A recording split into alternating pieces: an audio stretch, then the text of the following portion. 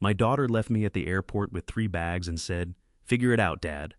I stood there alone watching her car disappear, unable to understand how my own child could leave me behind like that. People walked past while I tried to hide the pain on my face. Then a police officer suddenly stopped in front of me. He looked at me carefully, said he knew who I was, and the next words out of his mouth made me realize my past had finally caught up with me. I am so grateful you are here with me today. Before we go further, drop a comment and tell me where you are watching from. Your city, your country, I read every single one. And if stories like this one speak to you subscribing to Revenge, Dad means you will never miss what comes next. Some elements in this story are fictional, crafted for reflection and meaningful lessons. Any resemblance to names or places is coincidental, but what this story teaches you is worth every minute. My daughter's car disappeared into the flow of LAX traffic before I had finished pulling my 3rd bag from the trunk. I stood on the curb outside Terminal 3, with 2 rolling suitcases and a worn canvas duffel pressed against my leg, watching the space where her silver Volvo had been a moment ago. The September heat wrapped around me like something deliberate, something that had been waiting. 88 degrees at 9 in the morning, and the exhaust from a dozen idling engines made the air taste like metal. Somewhere behind me, a skycap called out to a family hauling matching luggage. A shuttle bus wheezed to a stop. The world moved exactly the way it always does, when something has just broken without pausing to notice. I set my bags down on the concrete and stood there with a manila folder pressed against my chest, held in place by my left arm, the way I used to hold charts in the hallway outside a trauma bay. The folder had a logo on the cover, Medivance Solutions, printed in clean navy blue letters above a small stylized heartbeat line. I had been handed that folder 4 days ago across a kitchen island in Manhattan Beach, and I had not signed a single page inside it. My name is Henry Wallace. I am 64 years old. For 37 years, I worked as an emergency physician, first at Bellevue Hospital in New York, then Jackson Memorial in Miami, and finally 18 years at Cedars-Sinai Medical Center here in Los Angeles until I retired in June of 2022. I have stood in rooms where people were told their lives were changing forever. I have delivered that news myself more times than I can count. I know what it feels like to be on the giving end of an impossible moment. I did not know until that morning what it felt like to be standing on the receiving end of one alone on a sidewalk holding a folder I had refused to sign while my daughter drove away without looking back. I reached into my jacket pocket and pulled out my phone. I called her. The line rang 4 times, each one stretching longer than the last. And then her voicemail picked up her voice bright and practiced the way it sounds when she recorded it on a good day. I pressed the phone harder against my ear, as if that would change something, then pulled it away and typed a message instead. Just making sure you got home okay. I stared at those words for a moment before I sent them. Even then, even standing on that curb with my chest feeling like something had been tightened inside it, I was checking on her. The message showed delivered. It did not show read. I sat down on a low concrete bench under the overhang at the edge of the terminal entrance and set the folder across my knees. Around me, Los Angeles moved at the speed it always does, fast and indifferent and loud. A mother crouched down to retie her son's sneaker while he tugged impatiently at her sleeve. 2 men in suits rolled carry-ons past me without breaking stride. A young woman in nursing scrubs pressed a coffee cup against her cheek like it was the only warm thing she had access to. I looked at the folder. 6 weeks ago, my daughter had called me on a Thursday evening while I was eating reheated soup at my kitchen table in Fort Lauderdale. Her voice had been different than it had been in the months before, softer, more like the version of Claire I remembered from when she was young and needed something she was not sure how to ask for directly. "Dad," she had said, "I miss you. Come stay with us for a while. Lily keeps asking about you. I think we all just need some time together." I had put my soup down and booked a flight before 9 o'clock that same night. I thought about Eleanor when I did it. My wife passed away 2 years before that phone call in March of 2022, after a 14-month fight with pancreatic cancer that she handled with more grace than I knew a person could manage. After she was gone, the house in Fort Lauderdale became something I moved through rather than lived in. I kept her reading glasses on the nightstand beside the lamp. I kept her handwriting on the grocery list she had started the week before. She went into hospice held to the refrigerator door with a magnet from a museum in Boston we had visited the year before her diagnosis. I did not throw those things away. I was not ready. When Claire called and her voice sounded like that, I thought, and I am not embarrassed to say this, I thought that Eleanor had something to do with it, that somewhere in whatever comes next, she had nudged something loose. I pressed my back against the bench and let out a breath that had been sitting in my chest for the better part of the morning. The folder felt heavier than it should have for a stack of papers. I thought about the kitchen island in Manhattan Beach. I thought about the way Stephen's expression had shifted just for a fraction of a second, just long enough, when I asked him about the CM7 units they had shipped to Cedars-Sinai in the spring. I thought about my daughter's face through the driver's side window when I closed the trunk. And then, without fully realizing I was doing it, I picked up my phone again and started to dial a number I had called 10,000 times over 38 years of marriage. I got 3 digits in before my thumb stopped moving. The number had been disconnected for 2 years and 4 months. Eleanor was not there to pick up. I knew that. I knew it every single day. But grief is not a rational thing, and sometimes the hands remember what the mind is trying to accept. I set the phone face down on the bench beside me and pressed my palm flat against the folder instead. Across the departure lane, a man in an airport police uniform had stopped walking. He was standing about 30 feet away near the glass doors of the terminal entrance, and he was looking at me. Not the way security looks at someone they are suspicious of, more the way a person looks when they are trying to place a face they are almost certain they recognize. He was in his late 30s, broad-shouldered with the kind of steadiness in his posture that comes from years of learning to read a room before entering it. He looked at me for a moment longer. Then he began walking in my direction, and something in the deliberateness of his stride made my heart knock once hard against the inside of my chest. He stopped about 3 feet away and looked at me, the way law enforcement looks at someone they have decided is not a threat, but might be a problem-measured patient already running through possibilities. "Sir," he said, "I don't mean to bother you. I just noticed you've been sitting out here for a while." He glanced at the 3 bags stacked beside the bench. "You checking in, or are you waiting on someone?" "Neither," I said. "My flight doesn't leave for another 4 hours. My daughter dropped me off early." Something shifted in his expression. Not pity exactly, but recognition of a situation he had seen before. He was about 38, I guessed, with a broad face and dark eyes that had the particular steadiness of someone who had learned to stay calm while other people fell apart. His uniform read Los Angeles Airport Police Division, and he wore it with the ease of a man who had put it on so many times it had stopped feeling like a costume. "Betsy, 4 hours is a long time to sit on a concrete bench in this heat," he said. "I've sat in worse places for longer," I told him. "I used to work nights in an emergency room." He nodded once as if that answered something he had been trying to figure out. Then he said, "Can I ask your name, sir?" "Henry Wallace." What happened next was not something I was prepared for.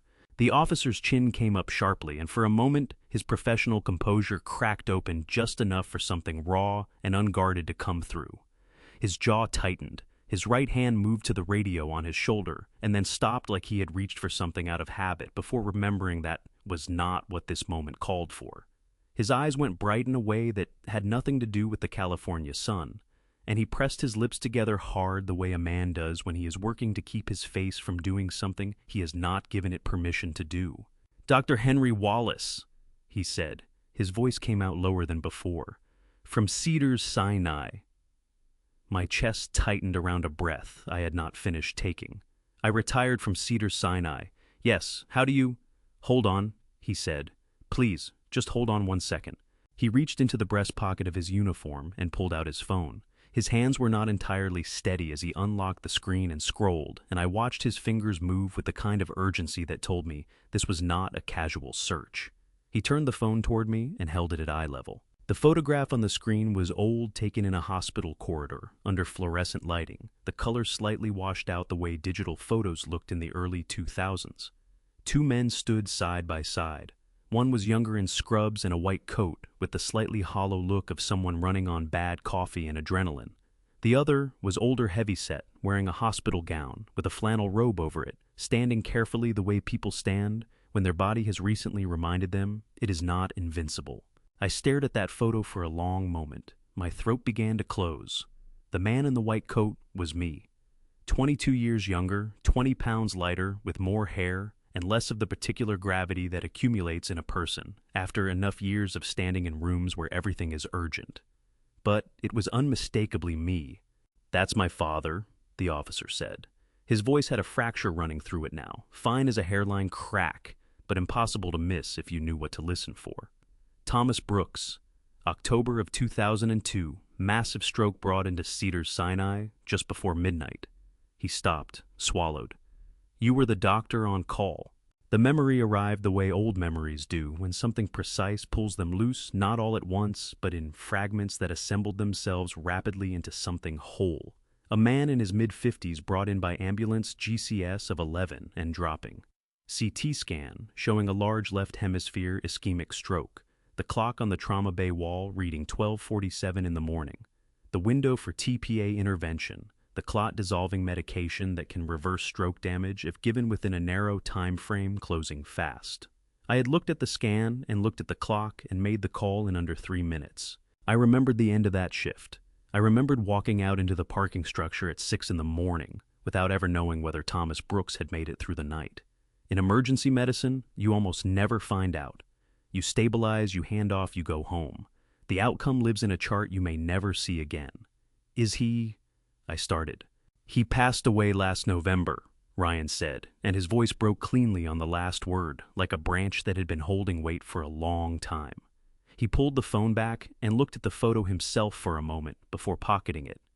But he lived for 22 more years after that night, Dr. Wallace. He retired. He came to my graduation from the police academy. He got 22 years that the doctors in that ER told my mother he might not get. He used every one of them. He looked up and his eyes were wet at the corners, though his jaw was set hard against it. He kept your photograph on his nightstand for the rest of his life. He showed it to me when I was a kid. He told me that if I ever crossed paths with the doctor who saved him, I needed to make sure that man knew what he had given our family. My hands were pressing down hard on the folder in my lap. My eyes stung in a way I had not expected and had no immediate defense against.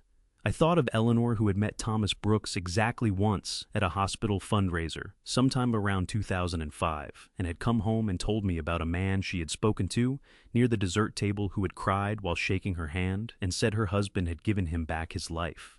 I had not known who she meant until years later. I had no idea, I said. The words came out rough at the edges. In emergency medicine, you rarely know what happens after. You make the call, you do the work, and then the patient moves on to the next stage of care. I didn't know if he made it through that night. He made it, Ryan said firmly, as if he needed me to have that with no uncertainty attached to it. He made it, and he used every year you gave him. He cleared his throat. My name is Ryan Brooks. I've been with airport police for 2 years, transferred from LAPD. He extended his hand and I stood up and shook it, and the grip was solid and warm and held a moment longer than a professional handshake typically does. I want you to know that I've been carrying what I just told you since my father got his diagnosis 3 years ago, watching him decline and knowing I might never cross paths with you in time. I'm glad I did. I felt something loosen in my chest, something that had been wound tight since 9 o'clock that morning, maybe longer. The folder was still under my arm. The concrete was still hard under my feet. The heat was still pressing down on everything. But something shifted the way pressure shifts in a room when a window is finally opened. Thank you, I said, and my voice came out quieter than I intended. That means more than I know how to tell you. Ryan nodded. Then his eyes dropped to the folder, and the warmth in his expression did not disappear exactly, but something professional moved back in alongside it. He looked at the Medivant Solutions logo on the cover. He looked at the 3 bags beside the bench. He looked back at me with the eyes of a man who had spent years learning to read the difference between a person who was fine and a person who was telling themselves they were fine. Dr. Wallace, he said carefully, can I ask what's in that folder? Sus basin, tadawunjasting bapoar skurs. It's a long answer, I told him, and it starts about 4 days ago and 200 miles south of here.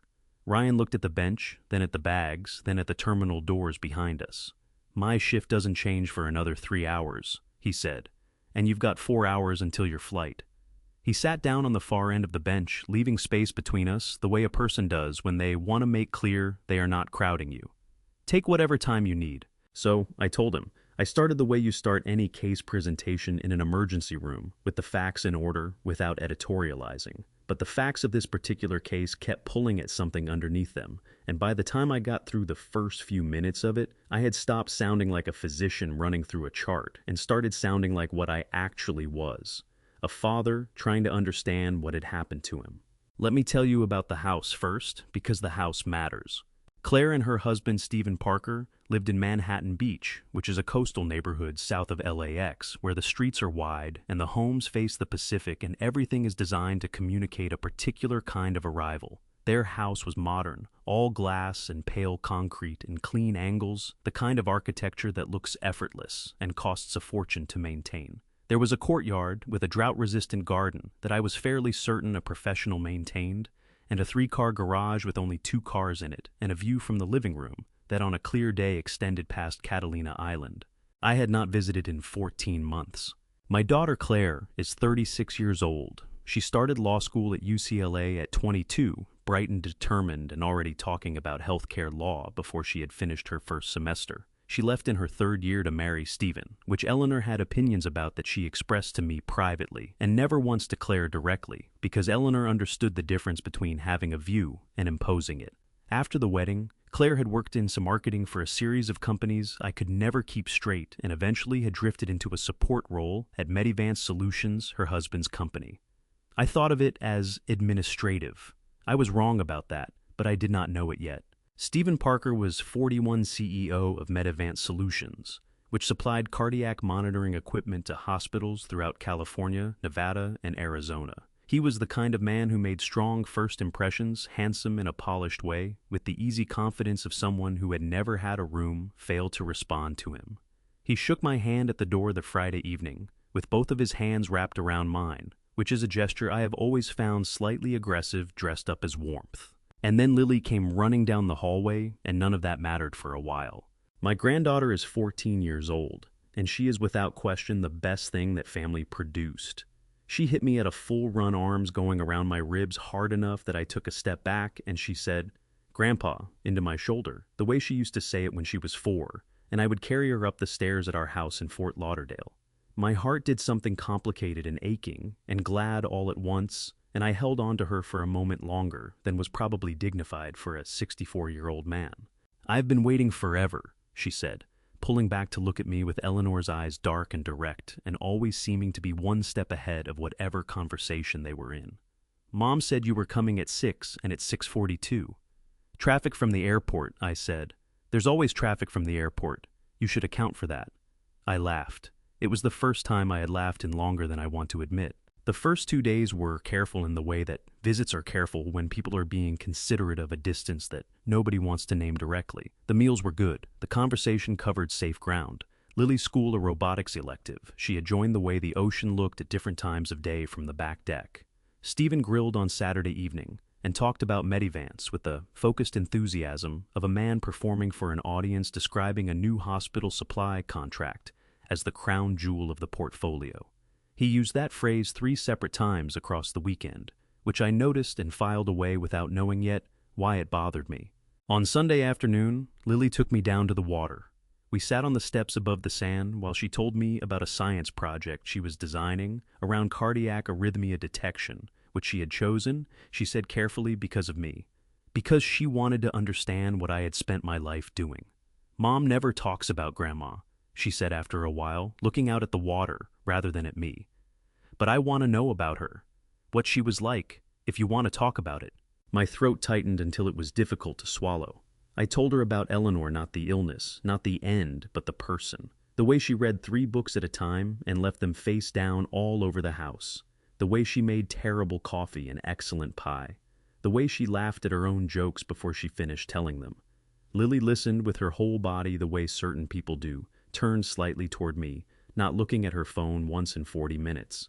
I thought on the walk back to the house, whatever is wrong with this weekend, whatever I am not seeing clearly yet, that girl is not part of it. That girl is simply good. Monday evening, after Lily had gone upstairs to finish homework, Claire set a glass of wine in front of me at the kitchen island that I had not asked for.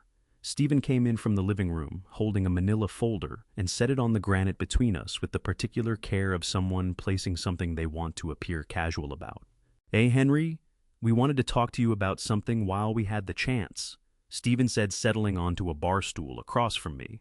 He had used my first name with the particular ease of a man who assumed familiarity he had not earned.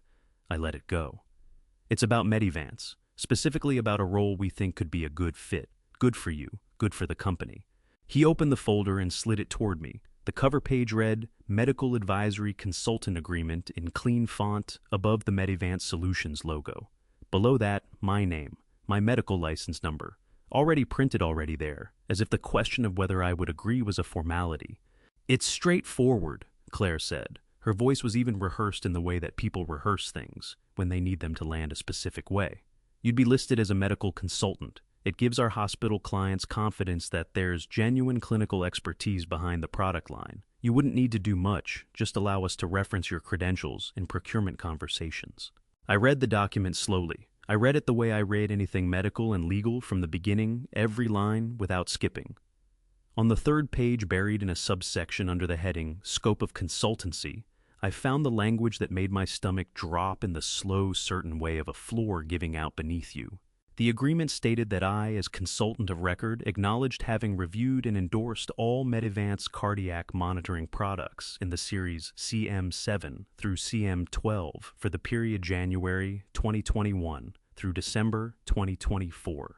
Those were specific product lines. Those were specific years. Years during which I had been living in Fort Lauderdale, retired, grieving my wife, and had never once set foot in a Medivance facility or reviewed a single piece of their equipment. I set the pen down on the granite. I looked at Stephen. What happened to the CM7 units you shipped to Cedars-Sinai last spring? I asked. The kitchen went very still. Stephen's expression did something small and controlled a tightening around the eyes, a slight adjustment of the jaw before he smoothed it back into pleasantness. But I had spent 37 years reading faces in high-pressure rooms, and I had seen what I needed to see in the half-second before the mask went back on. That's an odd question, he said. Why do you ask? Because I'm being asked to sign a document that says I approve those devices, I said. And I'd like to understand what I'd be approving. Claire's hand came down flat on the counter with a sound that made me flinch.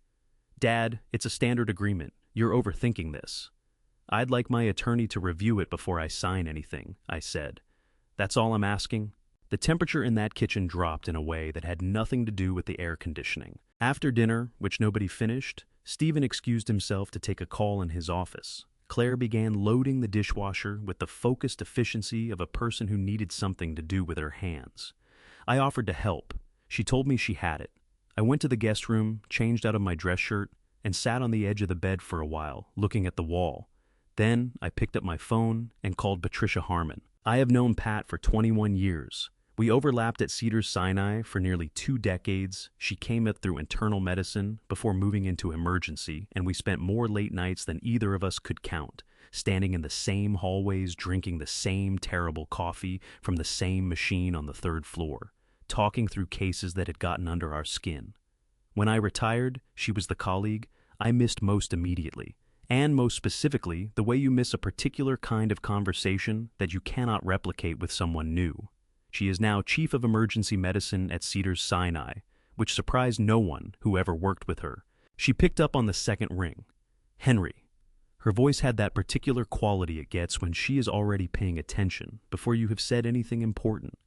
Low-focused, already leaning in. It's late for a social call. I need to ask you something, I said, keeping my voice down. The guest room shared a wall with the hallway, and I had no interest in being overheard. It's about Medivance Solutions, specifically their cardiac monitoring line, the CM7 series.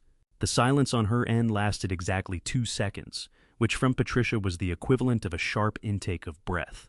Henry, she said, why are you asking me about Medivance? Because someone just put a document in front of me that I was supposed to sign. A consultancy agreement listing me as the physician of record for their CM7 through CM12 product lines, going back to 2021.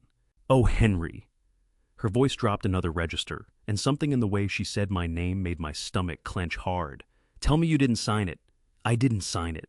I heard her exhale long, and controlled the kind of breath you take when you have been holding something, and have just been given permission to put it down. Good. Listen to me carefully. We pulled the CM7 units from our cardiac monitoring floors 6 weeks ago. 3 patients on 2 different wards showed arrhythmia readings that didn't match their clinical presentation. At first we thought it was electrode placement, then we thought it was interference from other equipment. It took our biomedical team 2 weeks to isolate it. Her voice tightened. Henry, there's an algorithmic error in the CM7's detection software. It can miss certain categories of atrial fibrillation under specific heart rate conditions. Miss them entirely. Show a normal sinus rhythm when the patient is in AFib. My hand gripped the phone so hard my knuckles ached. Atrial fibrillation, an irregular heart rhythm, is one of the leading causes of stroke. A monitor that fails to detect it is not a malfunctioning piece of equipment. It is a danger with a power cord. How many units went out? I asked. We had 11 on our floors alone. And Henry, we're not the only hospital. Medivance supplied to at least 15 other facilities in California and Nevada that we know of. She stopped.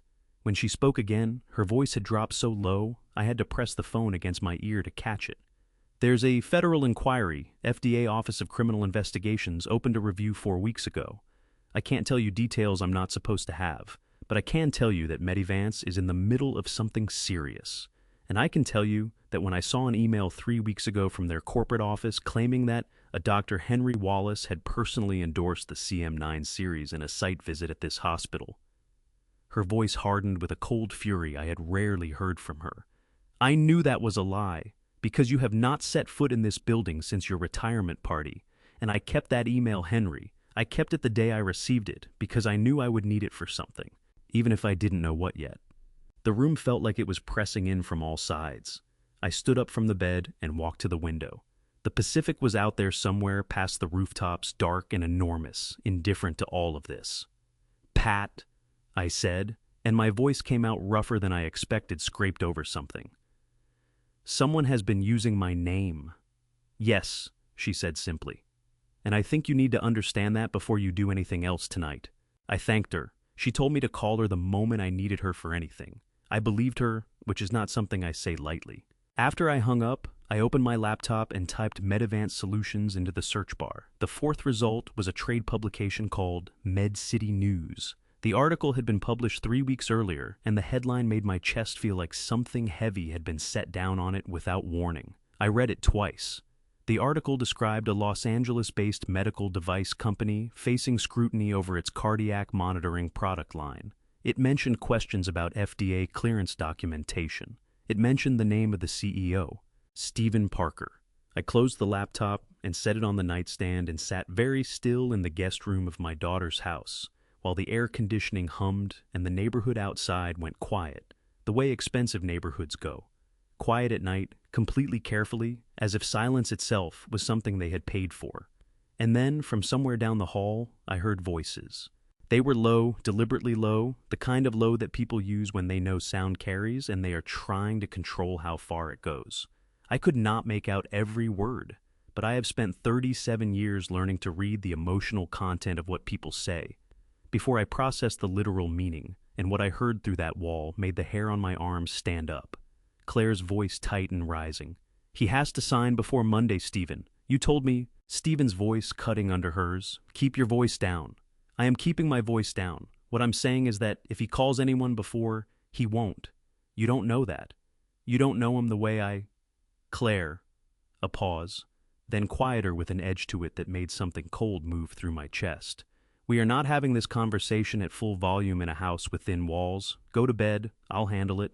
I sat on the edge of the guest room bed, with my hands pressed flat against my thighs, my heart hammering against my ribs so hard I could feel it in my throat. I had delivered bad news to families for nearly 4 decades.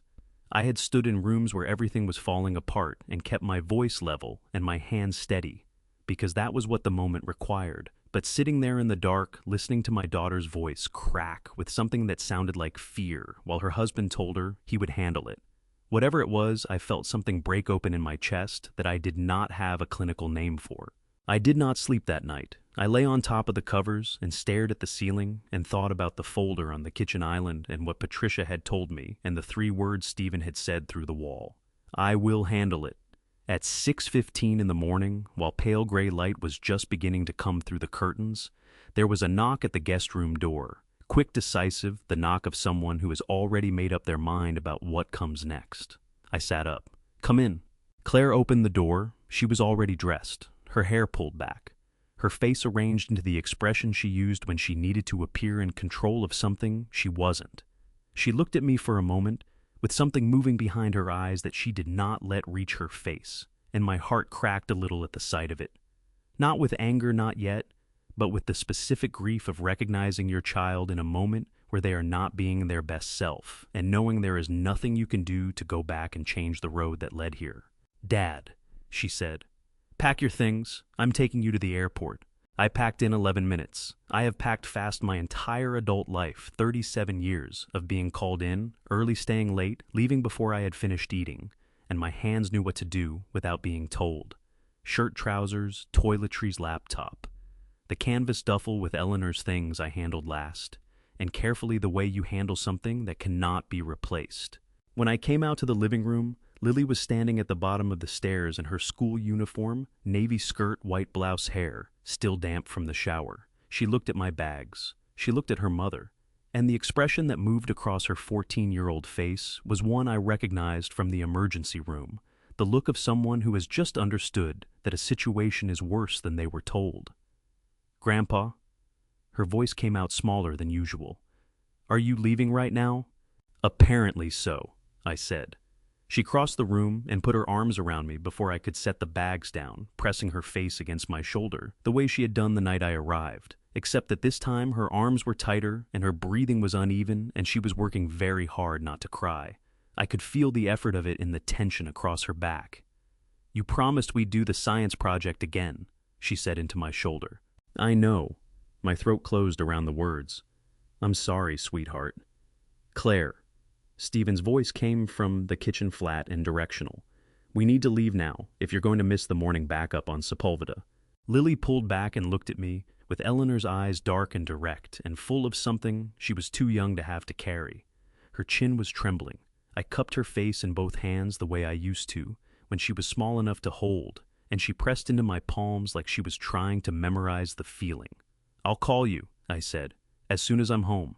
She nodded. She did not look like she believed me, and that broke something in me that I have not fully named since. The drive to LAX took 18 minutes. Claire did not turn on the radio. She sat with both hands on the wheel of her silver Volvo and kept her eyes on Pacific Coast Highway, and answered my questions with the minimum number of words required to technically constitute responses. I asked about Lily's fall schedule. 1 word. I asked how Stephen's other projects were going. 2 words. Then I asked the question I had been building towards since 6:15 that morning. "Claire," I said, "did you know what was in that folder before you handed it to me?" Her jaw tightened. Her fingers pressed harder against the steering wheel until the knuckles went pale. "It's complicated, Dad." "No," I said, "it really isn't." She did not respond to that. We rode the rest of the way in the particular silence of people who have too much to say and have chosen the wrong moment to say none of it. At Terminal 3, she pulled to the curb and reached down to pop the trunk from the driver's seat without getting out. I climbed out, pulled my 2 rolling suitcases onto the sidewalk, and reached into the trunk for the canvas duffel. That was when I saw it. A manila envelope sitting flat against the back panel of the trunk. My name written across the front in handwriting I did not recognize as Claire's careful, deliberate block letters, the kind a person uses when they want something to be readable under pressure. The return address line was blank. "Claire," I said, "there's an envelope in here with my name on it." Her head came around fast. "That's not yours. My name is on it. Leave it." Her voice had an edge I had not heard from her before. Not sharp exactly, but final, the way a door sounds when someone closes it with more force than necessary. "Please, Dad, just leave it." I looked at the envelope for another moment. Then I set the duffel down on the curb and closed the trunk. I stood at the passenger window. Claire was looking straight ahead through the windshield, her profile rigid, something working in her jaw that she was not going to let become words. I thought about Patricia's voice on the phone the night before. I thought about the article in Med City News. I thought about Stephen's voice through the wall saying, "I'll handle it," with the particular confidence of a man who had already decided what handling it looked like. "Claire," I said, "look at me." She turned. And for just a moment, 1 unguarded second before she pulled the expression back into place, I saw it. Not guilt exactly. Something more complicated than guilt. Something that looked like a person standing at the edge of a decision they had already made and were only now beginning to understand the full weight of. "I'm sorry, Dad," she said. Her voice cracked on the last word in a way she did not intend. I can't keep carrying your problems. Figure it out, Dad, she said. Then the window went up. The car moved into traffic. I stood on the curb with 3 bags at my feet and an envelope I had not taken and a folder I had not signed, watching my daughter's car disappear into the flow of Los Angeles, and I felt something in my chest that I did not have a clean medical term for. Not anger, not grief.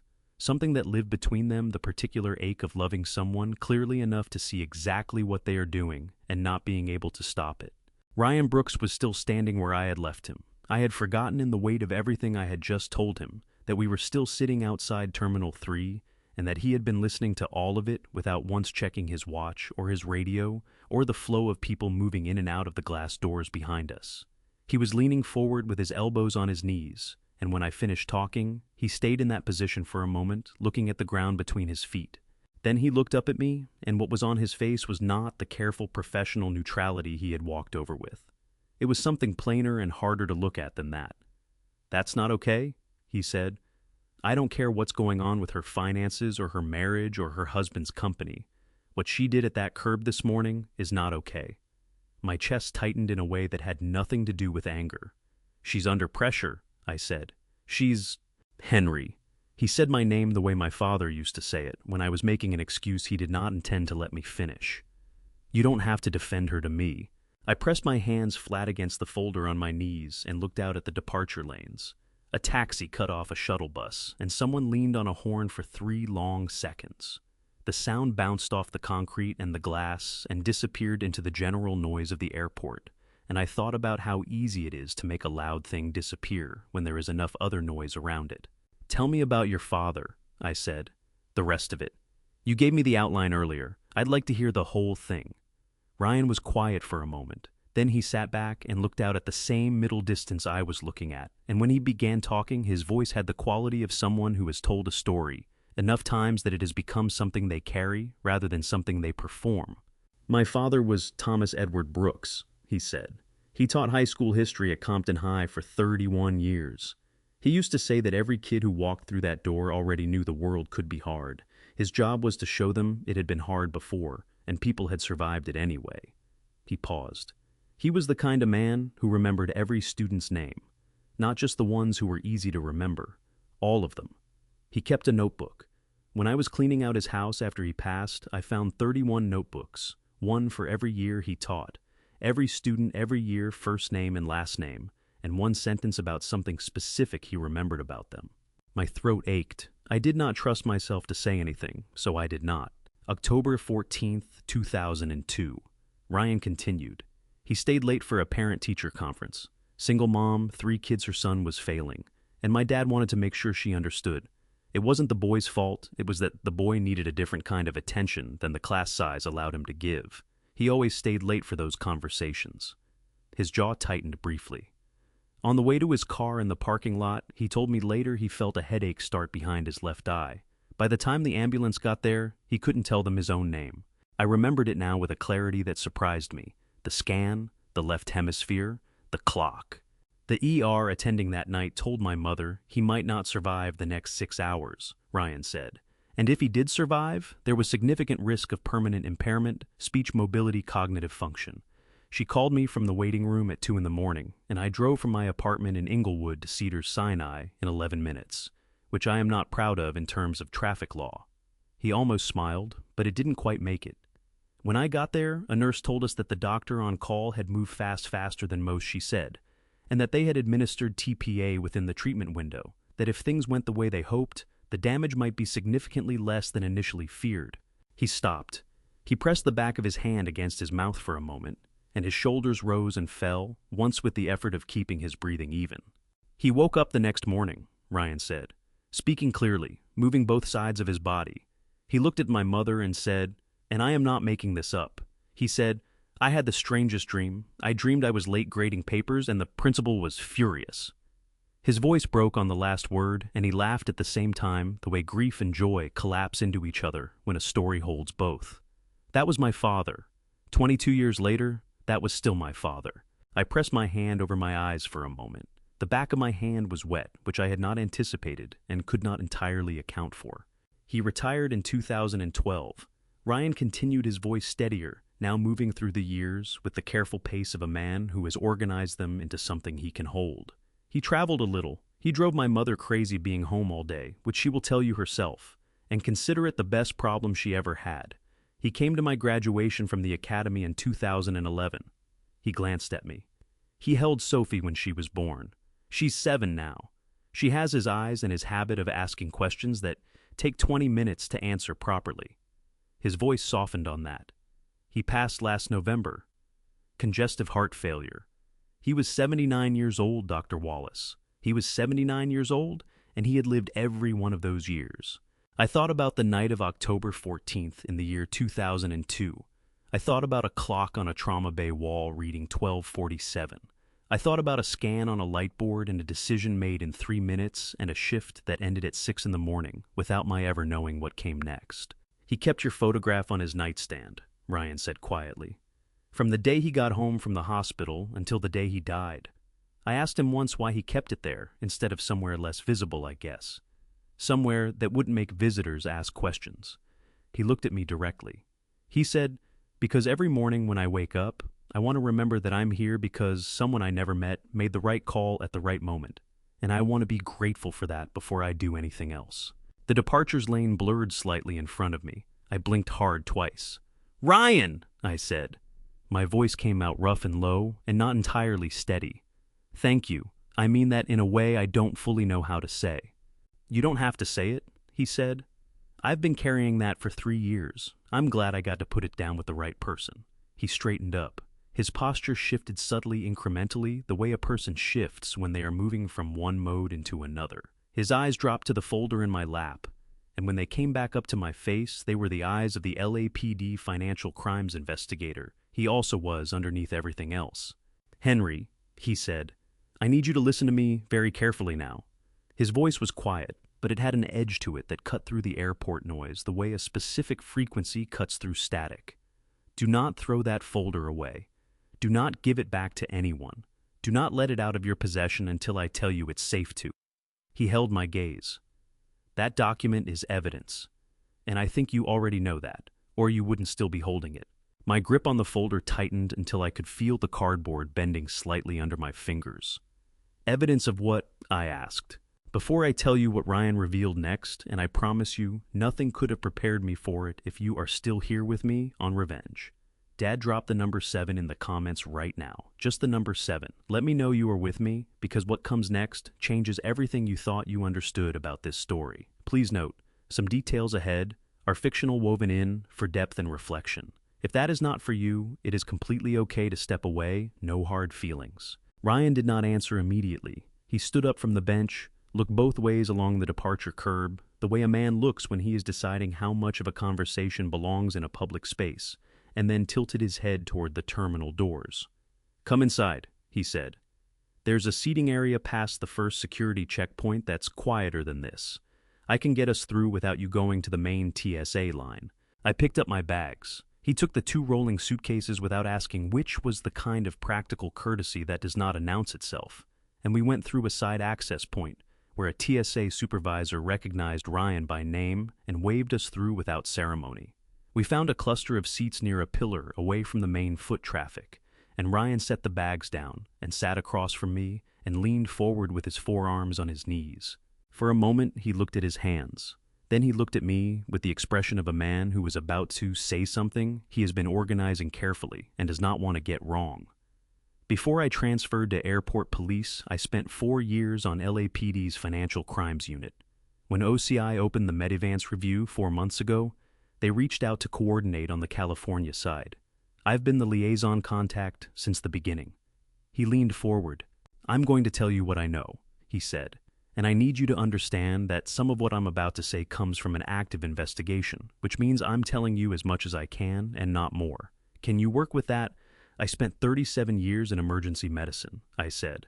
"I know how to work with incomplete information." He almost smiled. "Right." He took a breath. Medivance Solutions has been under review by the FDA Office of Criminal Investigations for the past 4 months. OCI is the enforcement arm of the FDA. They handle cases where the violation isn't accidental, where someone made a deliberate decision to falsify documents or conceal information that affects patient safety. He paused to let that land. The investigation centers on the company's 510(k) clearance submissions. A 510(k) is the application a medical device manufacturer files with the FDA to demonstrate that a new device is substantially equivalent to one already on the market. If you get clearance, you can sell your device to hospitals. If you don't, you can't. His voice stayed even and precise the way it does when someone has explained a thing many times and knows exactly which parts need emphasis. Medivance submitted 510(k) clearances for the CM7 through CM12 series between 2021 and 2023. The investigation believes those submissions contain falsified testing data, specifically that internal test results showing algorithmic failures in arrhythmia detection were altered before submission to make the devices appear compliant. My jaw tightened. I thought about what Patricia had told me the night before, a monitor that shows normal sinus rhythm when a patient is in atrial fibrillation, a machine designed to catch the thing most likely to kill you, telling you there is nothing to catch. How many patients, I asked, that we can confirm with documented adverse events 7 across 3 states, 2 at Cedars-Sinai, 1 at UCSF Medical Center in San Francisco, 4 across facilities in Nevada. He held my gaze. 2 of those 7 experienced strokes while being monitored by Medivance equipment that should have detected the arrhythmia that preceded the stroke and did not. The words landed in my chest like something dropped from a height. 2 people. 2 people who were lying in hospital beds connected to a machine they trusted, while that machine quietly failed them and called it safety. That Stephen Parker directed the falsification. Ryan continued. We have internal communications that establish he was aware of the CM7 testing failures by March of 2021 and made the decision to proceed with the FDA submission rather than delay the product launch for remediation. The remediation would have cost the company somewhere between $400,000 and $600,000 they did not have. The product launch generated contracts worth $11 million over 2 years. He let that arithmetic sit between us for a moment. The fraud statute that applies here is 21 U.S.C. 331Q, falsifying or misrepresenting information in a federal medical device submission. Each count carries up to 10 years. And because those submissions were sent electronically across state lines, each one also carries a potential wire fraud charge under 18 U.S.C. 1343, 20 years per count.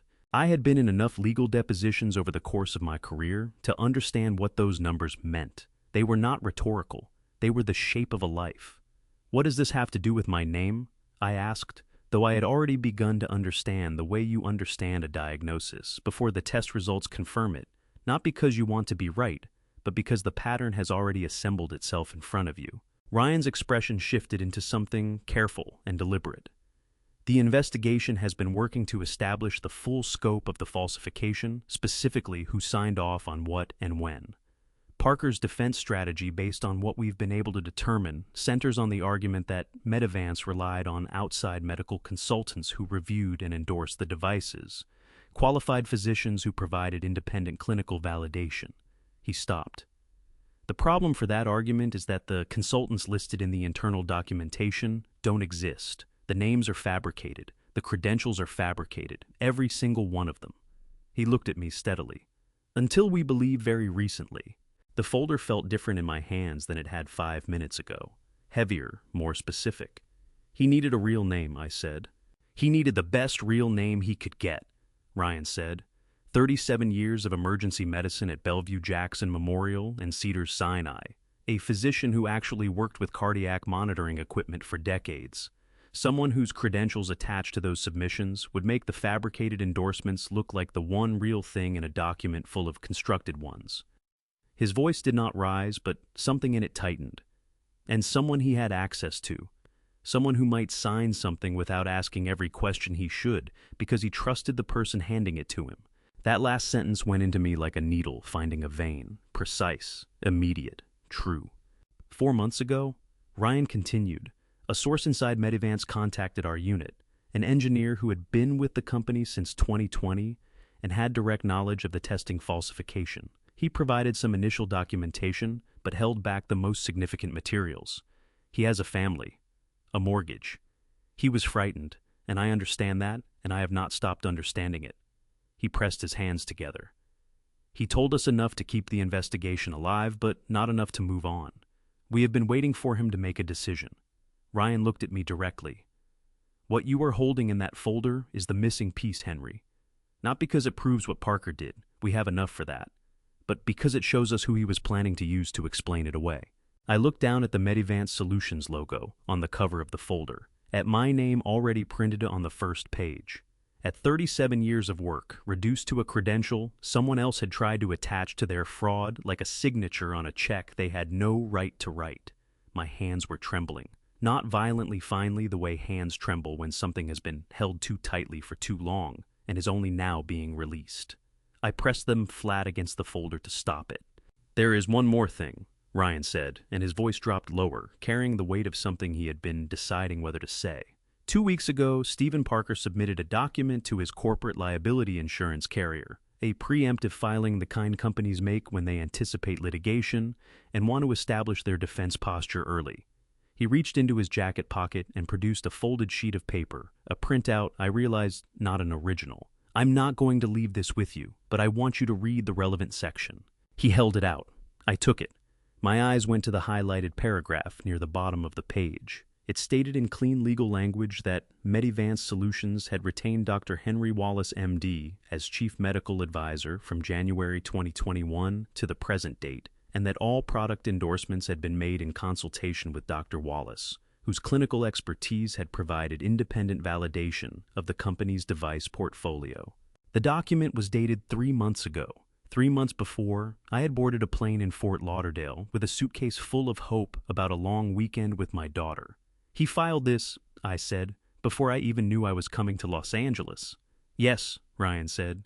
I set the printout down on the seat beside me. My chest was doing something I did not have a clean clinical term for. Not the sharp localized pain of a cardiac event, but a deep spreading pressure, the kind that comes when something structural has given way somewhere inside you, and the full weight of a thing is finally resting where it always was going to rest. "Ryan," I said. My voice was steadier than I had any right to expect it to be. "What happens now?" He leaned forward. "Now," he said, "I make a phone call, and then I think we need to get you in front of a very specific attorney." Ryan pulled out his phone and stepped a few feet away, turning his back to the foot traffic, the way people do when they want the conversation to be private without making a production of it. I watched him dial, watched his posture shift into something official and clipped, watched him speak in short sentences that I could not hear over the ambient noise of the terminal. I sat with the folder on my knees and thought about the document he had shown me. 3 months ago. The date on that filing was 3 months before Claire had called me in Fort Lauderdale with that softened voice and said she missed me. Which meant the call itself, the invitation, the warmth of it, the way it had felt like something I had been waiting for, without knowing I was waiting, had come after the document, after the plan had already been set in motion, after my name had already been filed with an insurance company as belonging to a man who had spent 3 years endorsing products he had never examined. I pressed the back of my hand against my mouth and breathed through my nose and told myself to stay with the facts. I had spent 37 years staying with the facts in rooms where the facts were terrible, and I was not going to stop now. Ryan came back and sat down. He set his phone face up on the seat beside him and looked at me with the careful expression of someone who is about to add weight to something that is already heavy. "I asked a colleague to run a check on something," he said. "I want to ask you about it before the results come back because I need to know what you know." He folded his hands together. "Henry, in the last few years, have you co-signed any loans or financial agreements related to Medivance Solutions?" The question landed with a specific gravity that I recognized. It was the kind of question that sounds like it might have a simple answer until you start reaching for that answer and realize it is more complicated than the question suggested. 2021, I said slowly. "Stephen came to me. He said Medivance was at a critical expansion point. They had hospital contracts lined up, but needed bridge financing to fulfill them. He said the business credit wasn't strong enough on its own to qualify for the commercial loan they needed. He asked if I would co-sign." I stopped. Claire was on the call. She told me it was a formality, that the company was solid, that the contracts were real, that my name would just help them get through the financing window faster. I heard my own voice saying the words and felt something tighten in my jaw. I co-signed. Amount $1.2 million. Ryan nodded once, the kind of nod that confirms something rather than responds to it. And since then, have you received any correspondence from the lender? Payment notices, statements, anything? I thought about it. I tried to remember the last time I had seen paperwork related to that loan. I could not place it. Not recently, I said. Maybe a year ago, perhaps longer. Ryan's phone buzzed. He picked it up, read the screen, and his expression did something small and controlled that I had learned in the last 2 hours to watch carefully, because it meant the information was not good. The loan is in default, he said. Has been for 4 months. The lender has been sending notices, but they've been going to a P.O. box, registered in Stephen Parker's name, not to your address in Fort Lauderdale. He set the phone down.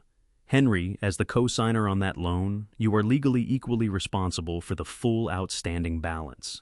And you have not received a single notice of default because the contact information was changed without your knowledge.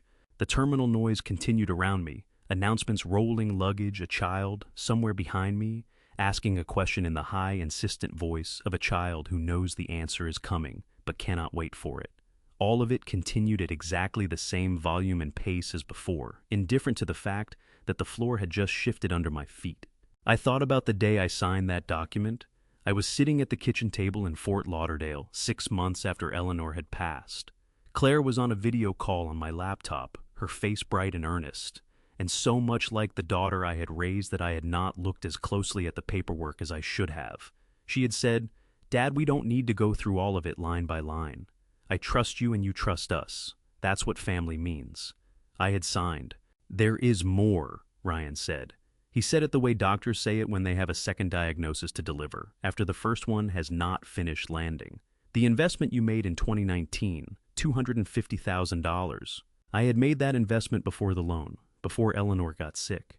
Stephen had come to me with a presentation on a laptop, slides about the cardiac monitoring market, about the gap Medivance was positioned to fill, about projected returns over a 5-year horizon. Claire had sat next to him on their couch and looked at me with the particular hope of someone who needs you to believe in what they believe in, and I had written the check because I believed in her more than I believed in any projection on any slide. That investment was structured as a convertible note," Ryan said, "which means in a bankruptcy proceeding you would be classified as an unsecured creditor, behind the banks, behind the secured lenders." He paused. "Behind almost everyone." I sat with that for a moment. $250,000. The money had come from a retirement account I had been building since my late 20s. Dollar by dollar and year by year, across 3 decades of night shifts and holiday weekends, and the particular financial discipline of a man who grew up without very much and never entirely stopped being that person. "And the monthly transfers," I said, not a question. I already knew he knew. Ryan looked at me steadily. "We flagged a recurring transfer from your bank account, $600 per month going back approximately 30 months. Destination account registered in your daughter's name. 30 months, I did the arithmetic without wanting to. $18,000. I had started sending that money the winter after Eleanor died, when Claire had called on a Sunday evening and said things were tight and she didn't know how to ask, but she needed help getting through the next few months. I had set up the transfer that same night. I had never canceled it. In the fog of grief and the habit of loving her, I had simply continued month after month, the way you continue any reflex that once felt necessary and never quite found the moment to examine. "I didn't think of it as a transfer," I said. My voice came out quieter than I expected. "I thought of it as taking care of her, the way I always had." Ryan did not say anything to that immediately. He let it stand for a moment, the way a good investigator lets a statement stand, when the person saying it is arriving at something on their own. "Henry," he said finally, his voice dropping into something that was not softness exactly, but was not clinical, either something in between the tone of a man who has seen this particular shape of damage before and respects it enough not to minimize it. "I need to ask you one more thing, and I need you to think carefully before you answer." I looked at him. "In the last 2 years," he said, "did anyone in your family suggest that you update or renew your medical malpractice insurance, your inactive license coverage?" The question moved through me like a current, cold and specific and immediately connected to a memory I had not thought about in months. 2 years ago, almost exactly, an email from Claire, practical in tone, matter of fact. She had said that Since I still held an inactive California medical license, it was advisable from a liability standpoint to maintain current malpractice coverage even in retirement. She had included the name of an insurance carrier. She had said it was what her father-in-law's attorney had recommended for similar situations. I had done it without asking further questions because it had sounded responsible, and because Claire had sent it, and because I was at that point still in the habit of assuming her advice came from a place of care. Yes, I said. She did. About 2 years ago, I updated the policy. Ryan closed his eyes for exactly 1 second. When he opened them, the expression on his face was the expression of a man who has just watched the last piece of a puzzle drop into a shape he had been hoping would not form. And that coverage, he said carefully, means that if you were established as a medical consultant of record for Medivance, if your name appeared on those device submissions, the insurance carrier could be compelled to defend and indemnify claims arising from those devices. Stephen Parker would not just be using your credentials to deflect criminal liability. He would be using your insurance policy as a financial backstop for civil damages. He let that settle. He needed your name, he needed your license, and he needed your coverage. He built the entire structure around all three. My hands were pressing so hard against the folder that I could feel my own pulse in my fingertips. "Ryan," I said. My voice was steady. I was proud of that in the distant way that you can be proud of a small thing when everything around it is falling apart. "How do we stop this?" He stood up. "Right now," he said, "I'm going to call the best healthcare fraud attorney in Los Angeles. Her name is Maggie Caldwell. She spent 6 years at the FDA before she went into private practice, and if there is anyone in this city who knows exactly what Stephen Parker built and exactly how to dismantle it, it is her." He was already dialing when his phone buzzed with an incoming call. He looked at the screen and his jaw tightened. "I need to take this," he said. "Give me 2 minutes." He stepped away again. I sat with the folder and the arithmetic of 37 years of trust and watched the planes moving slowly on the tarmac beyond the terminal windows, enormous and deliberate, going exactly where they were supposed to go. Ryan came back after 4 minutes, not 2, and the expression on his face had changed in the way faces change when a conversation has shifted the weight of a situation. He sat down and looked at me with something that was not quite urgency, but was moving in that direction. "That was my supervisor," he said. "The OCI contact we've been working with has been trying to reach me since this morning. Apparently, Stephen Parker's attorney filed an amended submission to the FDA at 8:15 this morning, before you and I were even sitting on that bench outside." He paused. "The amendment adds your name to the consultant record for the CM9 series, not as a signatory, as a verbal authorization, which means they don't need your signature on the document you were handed. They just need the claim to exist in a federal filing." The specific coldness that moved through me then was not panic. It was recognition. The same recognition I felt in a trauma bay when the numbers on a monitor stopped moving in the direction I needed them to move, and I understood that the situation had just become something different than what I had walked in expecting to manage. "He filed it this morning," I said, "while I was standing on the curb outside." "While you were standing on the curb outside?" Ryan confirmed. I pressed my hand flat against the folder. "Then we are already behind." "We are," Ryan said, "which is why I need to make 2 calls right now, and I need you to be ready to move quickly when I do." He looked at me steadily. "The first call is to Patricia Harmon at Cedars-Sinai. I want her on record today with what she has, the email, the security logs, everything she told you last night. The second call is to Maggie Caldwell. I've already texted her. She was already on the west side for a morning deposition. She can be here within the hour." He dialed Patricia first, and then he handed the phone to me, because some conversations need to happen in a particular voice. She picked up on the first ring. "Henry." Her voice was already tight, already moving at the speed of someone who had been waiting for this call without knowing exactly when it would come. "I saw a notification this morning about an amended FDA filing with Medivance. Your name is in it." "I know," I said. "Pat, I need everything you have, today, right now if possible."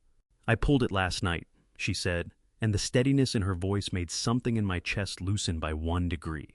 "After you called me, I went back into the system and compiled the full record. The email from Medivance Procurement dated August 14th, claiming you had personally endorsed the CM9 series in a site visit at this hospital. The complete visitor access log for Cedars-Sinai from June of 2022 to present, showing every credentialed visitor who badged in and out of the building. Her voice hardened into something I recognized as controlled fury, the particular kind that Patricia reserved for situations where the facts themselves were the most damning thing in the room. "Henry, your name does not appear in that log a single time after your retirement date. Not once. Not for a meeting. Not for a consult. Not for a social visit. You have not been in this building in over 2 years. I can prove that with timestamps for every day of every month." "Pat," my throat tightened around her name.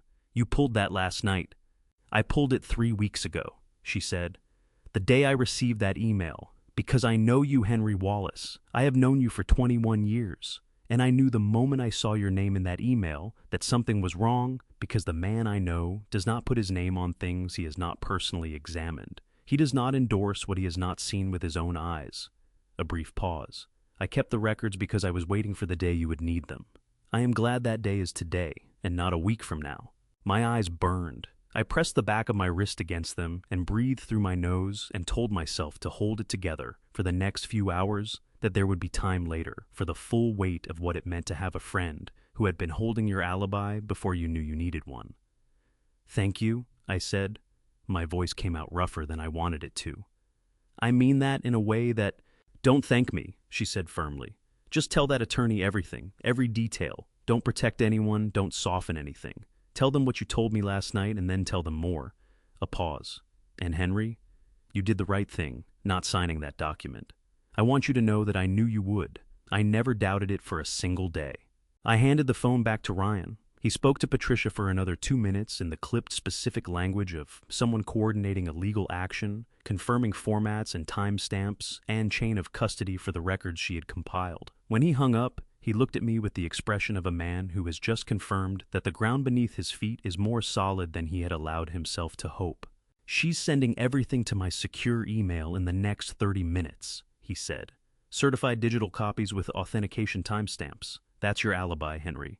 And it was sitting in a folder at Cedars-Sinai waiting for you before you even knew you needed it." He stood and gestured for me to follow him. We moved through the terminal toward a section I had not been in before, a corridor that branched off the main concourse near Gate 31, lined with airport authority offices and a small conference room with a frosted glass door. Ryan badged us in. The room had a table, 4 chairs, and a whiteboard with old marker notes that someone had half erased. He set his bag on the table and began laying out the documents he had been carrying. I sat down and looked at my hands. They were steadier than they had any right to be. 22 minutes later, the frosted glass door opened and Maggie Caldwell walked in. She was in her early 50s with close-cropped silver hair and the particular economy of movement that belongs to people who have learned to conserve energy for the moments that actually require it. She wore a charcoal blazer over a dark blouse, carried a leather briefcase that looked like it had been to court more times than most attorneys, and she looked at me before she looked at anything else in the room, directly assessingly the way someone looks when they are forming a professional opinion in real time and are not going to pretend otherwise. "Dr. Wallace," she said, setting her briefcase on the table and extending her hand. Her grip was firm and brief and meant exactly what it communicated. "I'm Maggie Caldwell." She had spent 14 years in healthcare fraud litigation, and as Ryan had said, she knew this specific architecture better than anyone in Los Angeles. She sat down across from me, clicked open the briefcase, and pulled out a yellow legal pad and a pen. "Ryan has given me the outline. I need the full picture, and I need it from you in your own words starting from the moment you arrived in Los Angeles." She clicked the pen. "Don't edit, don't protect anyone. Just tell me what happened." I looked at her legal pad. I looked at the folder still under my arm. I looked at Ryan, who gave me a single nod that said, "This is the right person. This is the right room. This is the moment." "4 days ago?" I said. "My daughter picked me up at the airport." Maggie wrote the date at the top of the page without looking up. "Go ahead," she said. And then from somewhere in the briefcase she had set on the table, her phone buzzed with a notification. She glanced at it. Something shifted in her expression, not alarm, but the rapid recalibration of a person who has just received information that changes the shape of the next several hours. She looked up at me. "Dr. Wallace," she said, "before you begin, I need to tell you something that is going to affect how we approach the next few hours." She set the phone face up on the table between us so I could read the notification on the screen.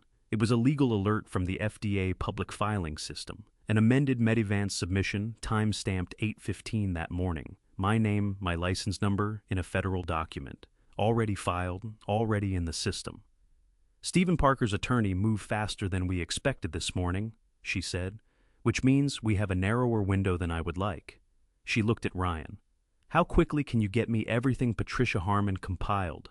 The 30 minutes, Ryan said. Then we have 30 minutes before we start. She looked back at me, and her eyes were the eyes of someone who has walked into difficult rooms for 20 years and has never once walked back out the same way she came in. Dr. Wallace, I want you to understand something before we go any further. I have seen this specific architecture of fraud before the false consultant record the retroactive endorsements, the insurance backstop. I know exactly what was built here, and I know exactly how to dismantle it. She leaned forward slightly. But I need you with me every step of the way. No hesitation, no holding back to protect feelings. Can you do that? My chest hurt in the specific way it hurts when something important is finally being said out loud after too long a silence. Yes, I said. I can do that. Maggie Caldwell worked the way I used to, work a complicated case in the trauma bay methodically, without wasted motion, moving through layers in a sequence that built on itself rather than circling. She spread documents across the conference table with the practiced efficiency of someone who had done this in rooms like this, one more times than she could count, and she talked while she worked, which told me she was the kind of thinker who needed the act of explanation to complete her own understanding. Let me walk you through what was built here, she said, because I want you to understand the full architecture before we talk about how to dismantle it. Not because understanding it will make it easier to hear it won't, but because I need you to be able to speak to every piece of it clearly when the time comes, and that means you need to know what every piece actually is. She placed the medical advisory consultant agreement I had refused to sign on the left side of the table. Then she placed a second document beside it, a printout I had not seen before, retrieved from her briefcase. Then a third.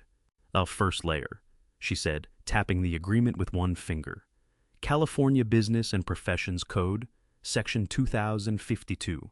In this state, any individual who signs a document characterizing themselves as a medical consultant for a healthcare product, particularly a device that interfaces directly with a patient diagnosis, can be construed as engaging in the practice of medicine in a consulting capacity. That means professional liability. That means your inactive California medical license becomes active in the eyes of a plaintiff's attorney the moment your name appears on that agreement as a signatory. She looked at me to confirm I was following. You didn't sign it, which is why the agreement is the least dangerous thing on this table. She moved to the second document. Second layer, the amended FDA filing from this morning and the insurance carrier submission Ryan showed you earlier, both transmitted electronically, both crossing state lines. That makes them wire communications under 18 U.S.C. at 1343, the Federal Wire Fraud Statute. Every transmission that uses your name falsely in a material misrepresentation is a separate count. Each count carries a maximum of 20 years. She said the number the way professionals say large numbers without emphasis, because the number itself carries sufficient weight. Stephen Parker's attorney submitted that amended filing at 8:15 this morning from a law office in Century City. That is a federal wire communication containing a materially false statement about your involvement with Medivance. That filing is a crime. I thought about 8:15 this morning. I had been standing on the departure curb at LAX at 8:15 this morning, watching my daughter's car disappear into traffic. While I was standing there holding a folder I had refused to sign, her husband's attorney was across the city filing a federal document with my name in it. Third layer. Maggie continued moving to the third document. The loan default. Under California Penal Code, Section 532, concealing material information from a co-obligor to prevent them from taking protective action constitutes fraud. She looked at me steadily. Ryan already walked you through the mechanics of how the notices were rerouted. What I want you to understand is the purpose behind it. He needed you legally exposed at the moment of collapse, your name, your profile, your coverage, all standing in front of his liability. That was not a side effect of his plan. That was the plan. The room felt very still around me. I had spent 37 years in medicine learning to hear difficult information without letting the emotional response interfere with the clinical one. I sat with what Maggie was describing, and I felt it land layer by layer with the specific weight of something that had been constructed over years and was only now being fully visible to me for the first time. Tell me about the insurance carrier document, I said. The one filed 3 months ago. Maggie reached into the briefcase and produced a second copy of the printout Ryan had shown me earlier. This one, with annotations in the margins in her handwriting, specific passages underlined in red. She pushed it across the table toward me. This document was submitted to Parker's corporate liability carrier as a proactive disclosure, she said. Companies file these when they anticipate litigation and want to establish their defense record early. The relevant section states that Medivance retained you as chief medical advisor from January 2021 to the present, and that all clinical endorsements of the device portfolio were made in consultation with you. She tapped the date at the top of the page. 3 months ago, Henry, this document was created and filed 3 months before you received a phone call from your daughter, saying she missed you and wanted you to visit. I looked at the date. I felt something shift behind my sternum, not pain exactly, something more like the sensation of understanding arriving ahead of the ability to process it. The visit was not about getting my signature, I said. No, Maggie said. A signature would have been ideal. It would have given them a clean voluntary record of your participation. But the structure was already in place without it. The insurance filing, the fabricated consultant history, the malpractice coverage update your daughter encouraged 2 years ago, all of that existed before you boarded that plane. She leaned back. The agreement they handed you at that kitchen island was the final layer, the cleanest version of the story. But the story was already written. I pressed both hands flat against the table. My jaw ached from the effort of keeping my expression level. Then why bring me here at all? I asked, if the structure was already in place. Because a signed agreement is exponentially harder to challenge than a fabricated one, Maggie said. A signed document in your handwriting with your license number and your voluntary acknowledgement of the consultant relationship would have made everything else bulletproof. Without it, there are gaps. Provable gaps. She picked up her pen. And those gaps are exactly what we are going to exploit in the next several hours. Ryan's phone buzzed on the table. He picked it up, read the screen, and his posture straightened in the way that happens when information arrives that requires immediate action. Patricia's files just came through, he said. Certified copies, full authentication chain, time-stamped and formatted for federal submission. He was already pulling up the documents on his screen, his eyes moving quickly across them. Security log is clean. Henry's name is completely absent from Cedars-Sinai visitor records from June 2022 to present. Every day, every access point, every credentialed entry, nothing. He looked up.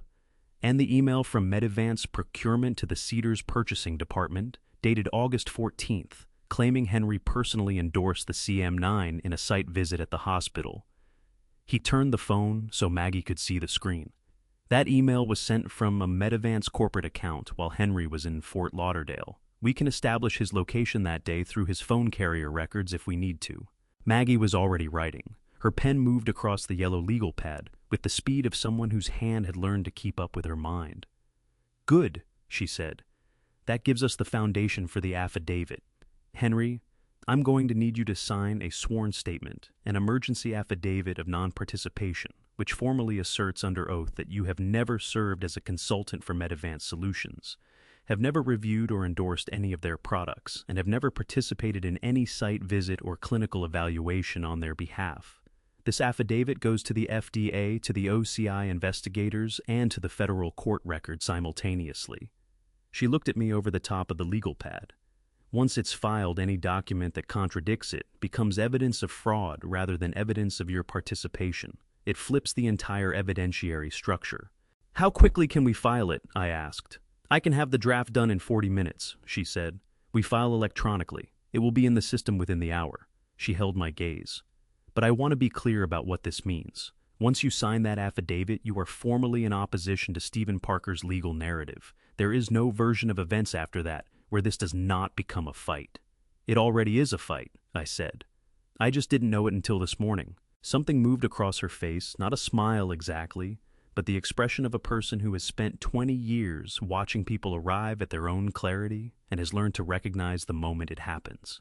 She was about to speak when Ryan's radio crackled. He stepped to the corner of the room and listened his back to us. When he turned around, his jaw was set in the way it had been when he told me about the amended filing. We have a development, he said. The surveillance unit monitoring Parker's communications flagged a call that just came into his cell phone. He looked at me carefully. "Henry, the call is from Claire. She's asking him what the backup plan is now that you didn't sign the agreement." He paused. "The call is being recorded under the existing surveillance order on Parker's communications." The air in that small conference room felt like it had changed composition. I pressed my hands harder against the table and breathed through it the way I had breathed through the difficult moments in 37 years of emergency medicine, the way I had learned across 37 years to hold the personal and the professional in the same hands without dropping either one. "How much time do we have?" I asked Maggie. She looked at Ryan. Ryan looked at his watch. "If Parker's attorney tries to amend the filing again or submit additional documentation before we can counter it," he said, "we have somewhere between 4 and 6 hours before the window closes." Maggie was already reaching for her phone. "Then we stop talking," she said, "and we start working."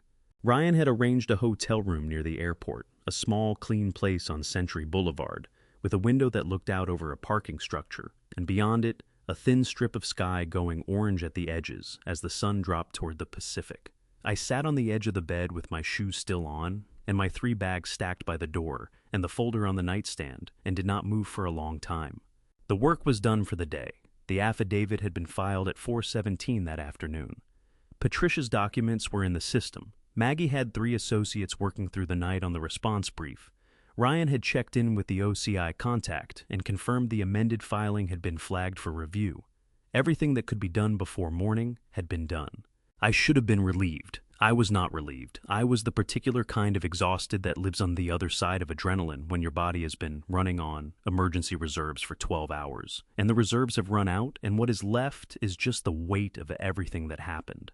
I was staring at the ceiling when my phone rang. The number was not one I recognized. A 480 area code, Arizona. I almost let it go to voicemail. Then something made me pick up. Again, the voice was low, almost a whisper. "It's Lily." My hand tightened around the phone so hard my knuckles ached. "Lily." Her name came out rough, scraped over something. "Sweetheart, where are you calling from?" "Emma's phone. My friend from school. I told Mom I was doing homework at her house." A pause. I could hear the careful quiet of a 14-year-old trying not to be overheard. "Are you okay? I heard Mom and Dad fighting after you left this morning. Really fighting. And his voice was scary. Grandpa, the kind of scary where he's not yelling, but you can tell he wants to." My chest tightened until it was difficult to take a full breath. "I'm okay," I said. "I'm safe. Are you okay?" "I'm okay." Another pause. "Grandpa, I need to tell you something. I don't know if I should, but I keep thinking about it, and I think maybe I should." Her voice was doing the thing that Lily's voice did when she was working herself up to something difficult. A slight catch, a careful evenness that was costing her effort. "Last week I was using Mom's laptop in the kitchen to look up a recipe for my home EC project, and her email was open. And I wasn't trying to read it, I promise, but a notification came up on the screen and I saw it before I could look away. I sat very still. What did it say? Lily took a breath that I could hear through the phone, shaky at the edges, the breath of someone who has been holding something and is finally putting it down. "It was from Mom to Dad," she said, and it said she stopped, started again. "It said Dad will sign. He always does when I ask." The room contracted around me. Not dramatically, not with any sound or movement, just a quiet, absolute contraction. The way a space feels when something has been said inside it that cannot be unsaid. I pressed my free hand flat against my sternum and breathed through the pressure building there. My eyes burned. I did not blink because I knew if I blinked the burning would become something else, and I was not ready for that yet. He always does when I ask. 7 words. And the terrible thing about them, the thing that made my hand shake against my chest and my throat close around everything I wanted to say, was not that they were cruel. It was that they were accurate. I had always signed. I had always said yes. I had always transferred the money and co-signed the loans and updated the insurance and boarded the plane when she called, because she called, and because I loved her, and because loving her had always meant making myself available to be needed. I had never once stopped to ask whether being needed and being loved were the same thing. "Grandpa," Lily's voice came through the phone, small and worried. "Are you still there?" "I'm here." My voice came out steadier than I had any right to expect. Lily, you did the right thing telling me. Do you understand that? You did exactly the right thing. Is everything going to be okay? I looked at the strip of orange sky above the parking structure. I thought about Eleanor, who had always known the answer to that question before I did, who had always been the one to say, Henry, stop carrying things that aren't yours to carry. Yes, I said. It's going to be okay, not all at once, but it will be. I love you, Grandpa. My throat closed completely. I pressed the back of my hand against my mouth and held it there for a moment before I could answer. I love you too, sweetheart, more than you know. After I hung up, I sat on the edge of that hotel bed for a long time, with my hand still pressed against my sternum, feeling my own heartbeat. Steady, present, still there. The next morning, Maggie called at 7:15. Her voice was different than it had been the afternoon before, sharper, more compressed, carrying the specific energy of someone who has worked through the night and found something worth the effort. Henry, she said, we need to talk about Claire. Maggie's office was on the 14th floor of a building on South Flower Street in downtown Los Angeles, with windows that looked east toward the San Gabriel Mountains, and a conference table long enough that the documents she had spread across it still left room at both ends. She was already standing when I arrived, coffee in hand, the yellow legal pad from the day before replaced by a new one. Ryan was in the corner chair with his laptop open. She did not waste time. Sit down, Henry, she said. What I'm about to show you is going to be difficult. I need you to get through it without making any decisions until I've finished talking. Can you do that? Yes, I said. She placed a document in front of me, a retainer agreement between Medivance Solutions and Claire Wallace Parker signed 14 months ago. The title on the document read, Legal Counsel on Retainer. The compensation figure was listed as a separate account routed through a corporate LLC registered in Claire's maiden name, Wallace Consulting, not the family checking account. It would not have appeared in any joint financial statement, and it was filed under a separate tax identification number. My daughter had been on Stephen's payroll, quietly, separately, in a capacity she had never mentioned to me. She drafted the language in the consultant agreement, Maggie said. Not gently, but not without care either. Not alone. Stephen hired an outside attorney to write the original, but Claire reviewed it and modified specific sections. Sections written to sound protective while actually creating maximum liability exposure. She paused. She knew your habits, Henry. She knew which clauses you would read carefully and which you might move through faster. The language was calibrated around that knowledge. My jaw tightened until I could feel the pressure all the way into my temples. I looked at the document and thought about my daughter sitting at a desk somewhere, reading a contract, adjusting the words around her understanding of her father. Show me the rest, I said. Maggie placed a second document beside the first, an email chain 6 months old. Claire to Stephen. I don't want Dad dragged into this. There has to be another way. Stephen's reply, there isn't.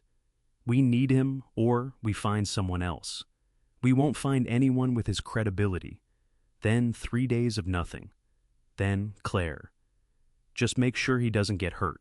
I read those 3 lines 4 times. My eyes burned, but my hands were steady against the table, and I was grateful for that. The way you are grateful for small, reliable things when everything larger is shifting. She had tried. In whatever limited, compromised, insufficient way she had available to her, at that point she had tried. And then she had stopped trying and chosen the other thing. That was not nothing. But it was also not enough. And I had spent enough time in emergency rooms to know that trying and failing to stop a harm you had the power to prevent is not the same as innocence. The envelope in the trunk, I said. The one with my name on it. Maggie nodded. A secondary document Stephen prepared in the event you refused the agreement. It asserted verbal authorization, without requiring your signature. Daniel Foster has a copy from the internal files. She looked at me steadily. You closed that trunk, Henry. That was the right call. What happens to Claire? I asked. That depends on Claire, Maggie said. If she cooperates fully with the federal investigation, provides testimony, hands over internal communications, confirms the timeline of the fraud, the U.S. Attorney's Office can offer a prosecutorial immunity agreement. She would not be charged. She would testify as a government witness. She folded her hands on the table. But she has to make that decision herself.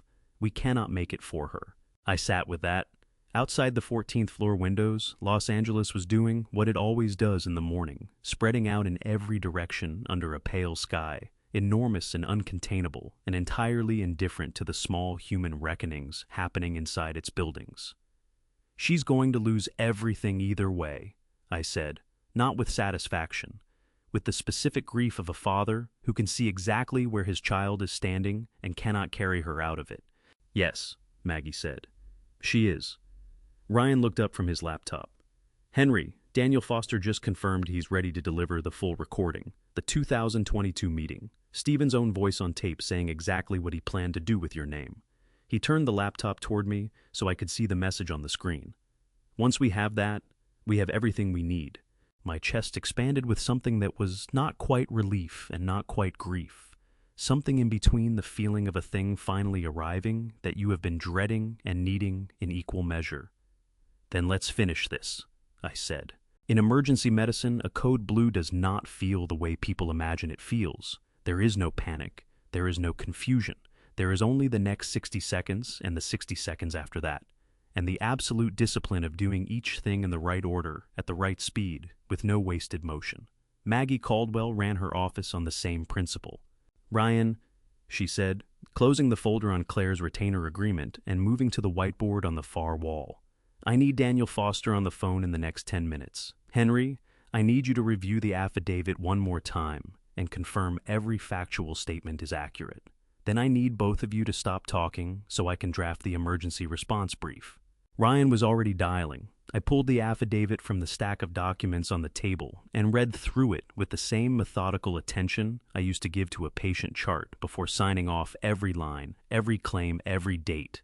It was accurate.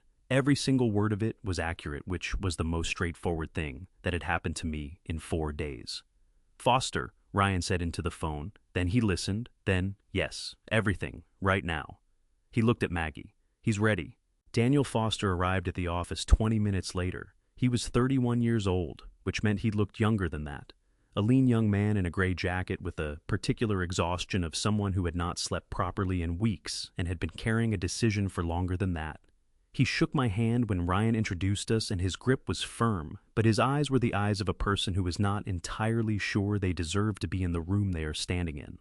"Dr. Wallace," he said, "I want to say something before we start." His voice was steady, but it was costing him something to keep it that way. "I knew about the CM7 failures in 2021. I ran some of the internal tests myself. I filed my concerns through the proper internal channels and was told to rerun the numbers until they came out differently." He stopped, his jaw tightened. "I reran them, and I told myself that somebody's above me had made a considered decision and that it wasn't my place to—" He stopped again, pressed his lips together hard. "I have a daughter. She's 3 years old.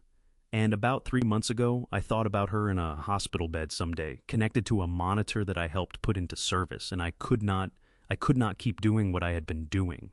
The room was very quiet except for the distant sound of Los Angeles 14 floors below. "You made the right call," I said. "That's all that matters now." He nodded once quickly, the way people nod when they need to accept something and move forward before the emotion of it catches up. Then he opened his bag and placed a hard drive on the conference table. "The recording is from March of 2022, he said. "A closed strategy meeting. 7 people in the room, including Parker. I had a device in my jacket pocket. I know what that is legally, and I have spoken with a federal attorney about it." He looked at Ryan.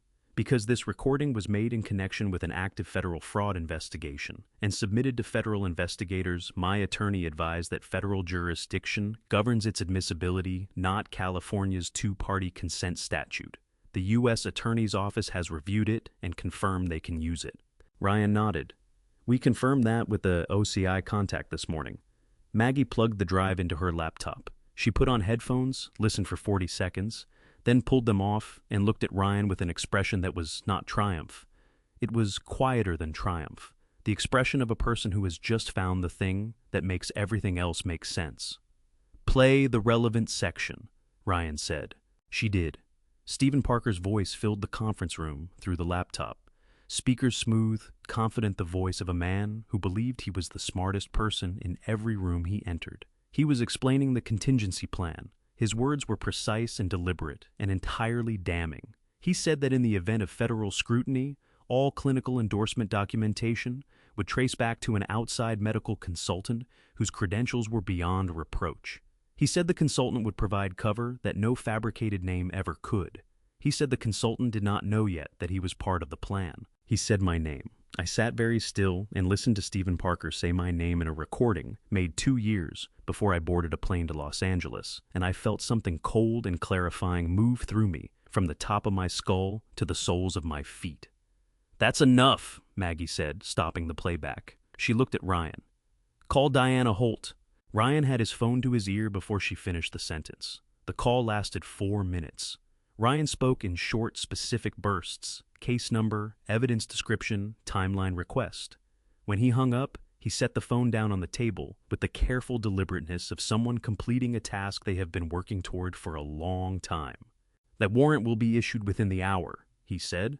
"OCI is coordinating with the FBI field office on the physical entry. They'll move on the Medavance offices and Parker's personal files simultaneously." Maggie was already writing.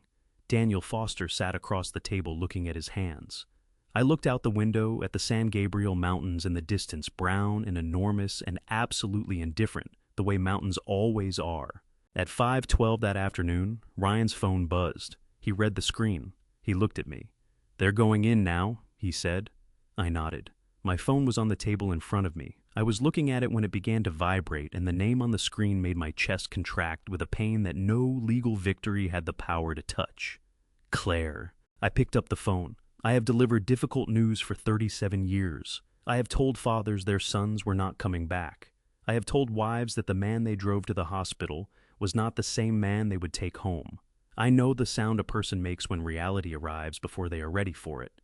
The sharp intake of breath, the particular quality of silence that follows the way a voice changes in the space of a single sentence. My daughter sounded like that when I answered. "Dad?" Her voice was tight and high, and stripped of everything she normally used to manage a conversation. "What did you do?" I looked at the conference table in front of me, at the document spread across it, at Daniel Foster's hard drive sitting beside Maggie's laptop, at 37 years of work that someone had tried to attach to a fraud like a borrowed signature. "I didn't do anything, Claire," I said. My voice came out level. I was grateful for that, the 37 years of emergency medicine that had trained my voice to stay level when everything else was not. "I just stopped doing what you needed me to do." "Dad, please!" Her voice cracked on the second word, a clean break that she had not intended. "You don't understand the position we're in. Stephen, his things are so much more complicated than you know. I know about the CM7 failures," I said. "I know about the falsified 510K submissions. I know about the insurance filing with my name on it that was prepared 3 months before you called me in Fort Lauderdale." I paused. "I know about the retainer agreement, Claire. I know you were on the payroll." The sound on the other end of the line was not words. It was a breath-long ragged, the kind that comes out of a person when they have been holding something at bay for a very long time, and their arms have finally given out. "I tried to stop him," she said. Her voice was wet now, breaking at the edges. 6 months ago, I told him there had to be another way. I told him I didn't want you involved. I sent him that email." "What?" "I know about the email," I said, "and the envelope in your trunk with my name on it, the backup document Stephen prepared in case I didn't sign. I let that sit for exactly 1 second. You didn't take it out of the trunk when I pointed to it, Claire. You told me to leave it, and I did. But I want you to understand that I knew standing at that curb that whatever was in that envelope was not something you were putting there to protect me." She made a sound that was not quite a sob and not quite a word, something from the place where those two things meet, raw and unguarded and completely unlike the version of my daughter who had handed me a folder across a kitchen island 4 days ago. "Dad!" Her voice dropped to almost nothing. "I'm so sorry." My chest ached with a pain that had nothing to do with anger. I pressed my hand flat against my sternum and breathed through it one breath even and deliberate the way Eleanor always used to steady me whenever life threatened to pull the ground out from under my feet. "I know you are," I said, "and I believe you. But I need you to understand something, Claire. I love you. I have loved you every day of your life without condition or reservation. But love is not the same as being available to absorb consequences. And for a very long time, that is all I have been to you and Stephen."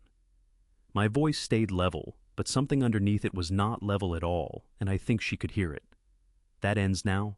She was crying openly now, not the controlled, careful crying of someone managing an impression, but the crying of a person who has arrived somewhere they cannot pretend their way out of. It moved through the phone and into me, and I let it, because shutting it out would have required shutting out the part of me that was still her father, and I was not willing to do that. "Where is Lily?" I asked. She's at school." Her voice steadied slightly around Lily's name, the way it always had. "She doesn't know what's happening." "Good," I said. "Keep it that way for as long as you can." I paused. "Claire Maggie Caldwell is going to contact you. When she does, I need you to cooperate fully, not for me, for yourself, for Lily." Another pause. "Can you do that?" A long moment. Then, "Yes." "Good," I said again. And then, because it was true and because I needed her to have it regardless of everything else. "I love you. That has not changed and it will not change. But this conversation is over for today." I ended the call. I set the phone face down on the conference table. Maggie was watching me from across the room with the expression of a person who has witnessed something private and is giving it the respect of not commenting on it. "She'll cooperate," I said. Maggie nodded once. "Then we're done for today," she said. "Go get some sleep, Henry. Tomorrow is going to be its own kind of long." 2 weeks passed, the way weeks pass after something large has happened. Not quickly, not slowly, but with the particular texture of time that has been reorganized around a new center of gravity. I moved out of the hotel on Century Boulevard and into a short-term rental in Silver Lake, a small apartment on a street lined with jacaranda trees that were just beginning to drop their purple flowers onto the sidewalk. I did not go back to Fort Lauderdale. I was not ready to be alone in that house yet, and Los Angeles, for all its noise and sprawl and indifference, felt closer to where the work still was. The FBI announced preliminary findings on a Thursday morning. I read the press release on my laptop at the kitchen table, with a cup of coffee I had forgotten to drink going cold beside me. Medivant Solutions had submitted falsified 510K clearance documentation for 3 product lines. The CM7 series was being recalled from 17 hospital facilities across California, Nevada, and Arizona.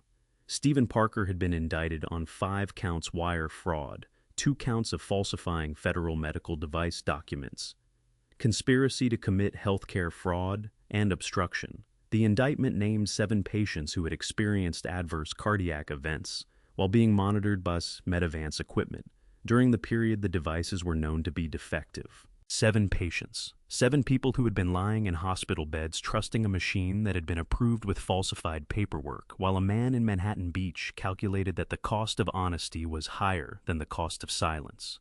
I closed the laptop and sat with that for a long time. Daniel Foster called that afternoon. His voice was different than it had been in Maggie's conference room, lighter in the specific way of someone who has set down a weight they had been carrying so long they had forgotten what their own posture felt like without it. "Dr. Wallace," he said, I'm not sure exactly what I wanted to say.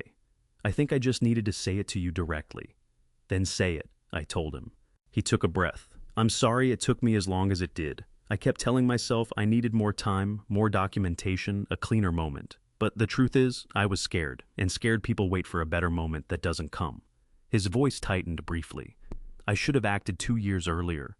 There were 7 patients, Dr. Wallace. I knew the devices had a problem, and I waited, and there were 7 patients." My chest tightened around his words. "You acted," I said. "In the end, you acted. That matters. Does it?" I thought about all the times I had asked myself the same question in a different form, in trauma bays, in family waiting rooms, in the long drives home, after shifts that had not gone the way I needed them to go. Does it matter that you tried when the outcome was what it was? "Yes," I said. "It doesn't cancel anything. But it matters." He was quiet for a moment, then, "Thank you." And he hung up before either of us could say anything that would have been less true than that. Patricia called 2 days later on a Saturday morning when the jacaranda light was coming through the kitchen window at an angle that reminded me painfully of a particular Saturday morning in Fort Lauderdale when Eleanor had been alive and the coffee had been hot and nothing had yet required this much of either of us. "Henry," she said, "the California Medical Board contacted me yesterday. They are convening a special panel session on physician credentialing in medical device approval processes. They want an expert witness who can speak to the specific vulnerabilities in the current system." A pause. They asked for you by name. I set my coffee down. As a victim, I said. No, Patricia said, and her voice carried the particular warmth of someone delivering news they have been looking forward to giving. As an expert, there is a difference, Henry, and they understand it. They want the physician with 37 years of emergency medicine and direct experience of exactly how this kind of fraud is constructed and deployed. They want the doctor, not the story. Something shifted in my chest. Not dramatic, not sudden. Just a quiet realignment, the way a joint settles back into place after a long dislocation. Before I could respond, my phone buzzed with an incoming call on the other line. I looked at the screen, a number I recognized. My stomach tightened. Pat, I'll call you back, I said. I switched lines. Stephen, I said. His voice was not what I expected. It was not angry, not threatening, not the smooth corporate confidence of the man who had grilled steaks in Manhattan Beach and called his fraud the crown jewel of the portfolio. It was the voice of a man standing in a space that had gotten very small very quickly, still trying to understand how the walls had moved. Why would you do this to your own family? He said. I looked out the kitchen window at the jacaranda trees dropping their purple flowers onto the Silver Lake sidewalk. I thought about 7 patients. I thought about a hard drive on a conference table. I thought about my name on a federal document filed 3 months before anyone invited me to Los Angeles. I did not answer his question, not because I did not have an answer, but because the question itself did not deserve one. I ended the call. That evening, there was a knock at the apartment door. I opened the door. Claire Wallace Parker stood in the hallway of my Silver Lake apartment building, with no purse, no jacket, no Stephen, no attorney, no version of herself that was prepared for anything. Her eyes were swollen in the way that comes from crying for a long time, and then stopping, and then starting again. Her hair was pulled back unevenly, the kind of unevenness that happens when your hands are shaking while you do it. She was wearing a gray sweater I recognized from years ago. The one Eleanor had given her for her birthday, the year she turned 30, soft and oversized and entirely wrong for a Los Angeles evening in late September. She looked at me the way she had not looked at me in longer than I could accurately measure. Like I was her father, and she was not sure she deserved to be standing in front of me. Can I come in? She said. I stepped back and opened the door wider. She sat in the single armchair near the window. I sat on the edge of the couch across from her. Outside, the jacaranda trees were dark against the streetlights, and somewhere down the block, a dog was barking at something it would never catch. Dad, she said. Her voice cracked immediately on that one word, before she had even said anything. She pressed her fingers against her mouth and breathed through her nose and tried again. When did I become someone who would do this? I looked at my daughter, 36 years old, sitting in Eleanor's sweater, asking me a question I had been turning over for 2 weeks. And I did not rush to answer it. For the first time in longer than I could remember, I did not rush to fill the space between us with reassurance she had not yet earned. I don't know, I said finally, but I think it happened the same way most things like this happen, not all at once. One small choice at a time, each one easier than the one before it, until you looked up and didn't recognize where you were standing. Her chin trembled, her eyes filled and spilled over, and she pressed her hands hard against her thighs the way people do when they are trying to hold themselves together through sheer physical pressure. I told him no, she said. 6 months ago, I told him there had to be another way. I meant it, Dad. I meant it when I said it. I know you did, I said, and then I stopped saying it. Her voice broke completely on the last word. A sob came through that she had not been able to stop, raw and ugly and completely unmanaged, the kind of crying that has nothing left to perform for. I just stopped. I leaned forward, and I put my hand over hers on her knee. She grabbed it with both of hers and held on, the way Lily had held on at the airport, tight and desperate, and not ready to let go. We stayed like that for a while. I'm not going to tell you it's okay, I said, because it isn't. What was built in that company, what happened to those 7 patients, that is not something I can smooth over for you. You are going to have to live with your part in that for a long time. My voice stayed even. But I am also not going to tell you that you are beyond being the person I raised, because I don't believe that. And I think somewhere underneath everything that happened, you don't believe it either. She was shaking. Her whole body was shaking, fine and continuous, the way a person shakes when they have been holding enormous tension for a very long time and have finally been given permission to release it. "What do I do now?" she whispered. You cooperate fully with Maggie and the federal investigators, I said. You tell them everything. You do not protect Stephen at the cost of your own integrity or Lily's future. And then, I paused.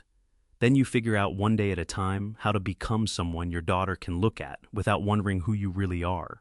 Claire let out a breath that sounded like it had been compressed inside her for months. Her grip on my hand loosened slightly, not letting go, just releasing some of the desperation. She looked at me for a long moment, and when she finally spoke, her voice had lost all its edges. Not soft exactly, but stripped down to something older and more fundamental than the words she had been preparing. Am I still your daughter? You are always my daughter, I said. But I am no longer the person you call when you need someone to absorb the consequences of decisions I had no part in making. That version of me is done. I squeezed her hands once. That is not punishment. That is just the truth of what I can and cannot be for you from here on out. She nodded. The shaking was slowing. Outside, the dog had stopped barking, and the jacaranda trees were still, and Los Angeles was doing what it always does at night, breathing out enormous and indifferent making room for whatever comes next. Before she left, she stopped at the door. Lily wants to call you Sunday, she said. 7 o'clock. Tell her I'll be there, I said. Recovery does not look the way people expect it to look. I know this from 37 years of emergency medicine. It is not a moment. It is not a scene. It is a Tuesday morning when you realize you slept through the night without waking up at 3 in the morning reaching for your phone. It is a cup of coffee that gets finished while it is still hot.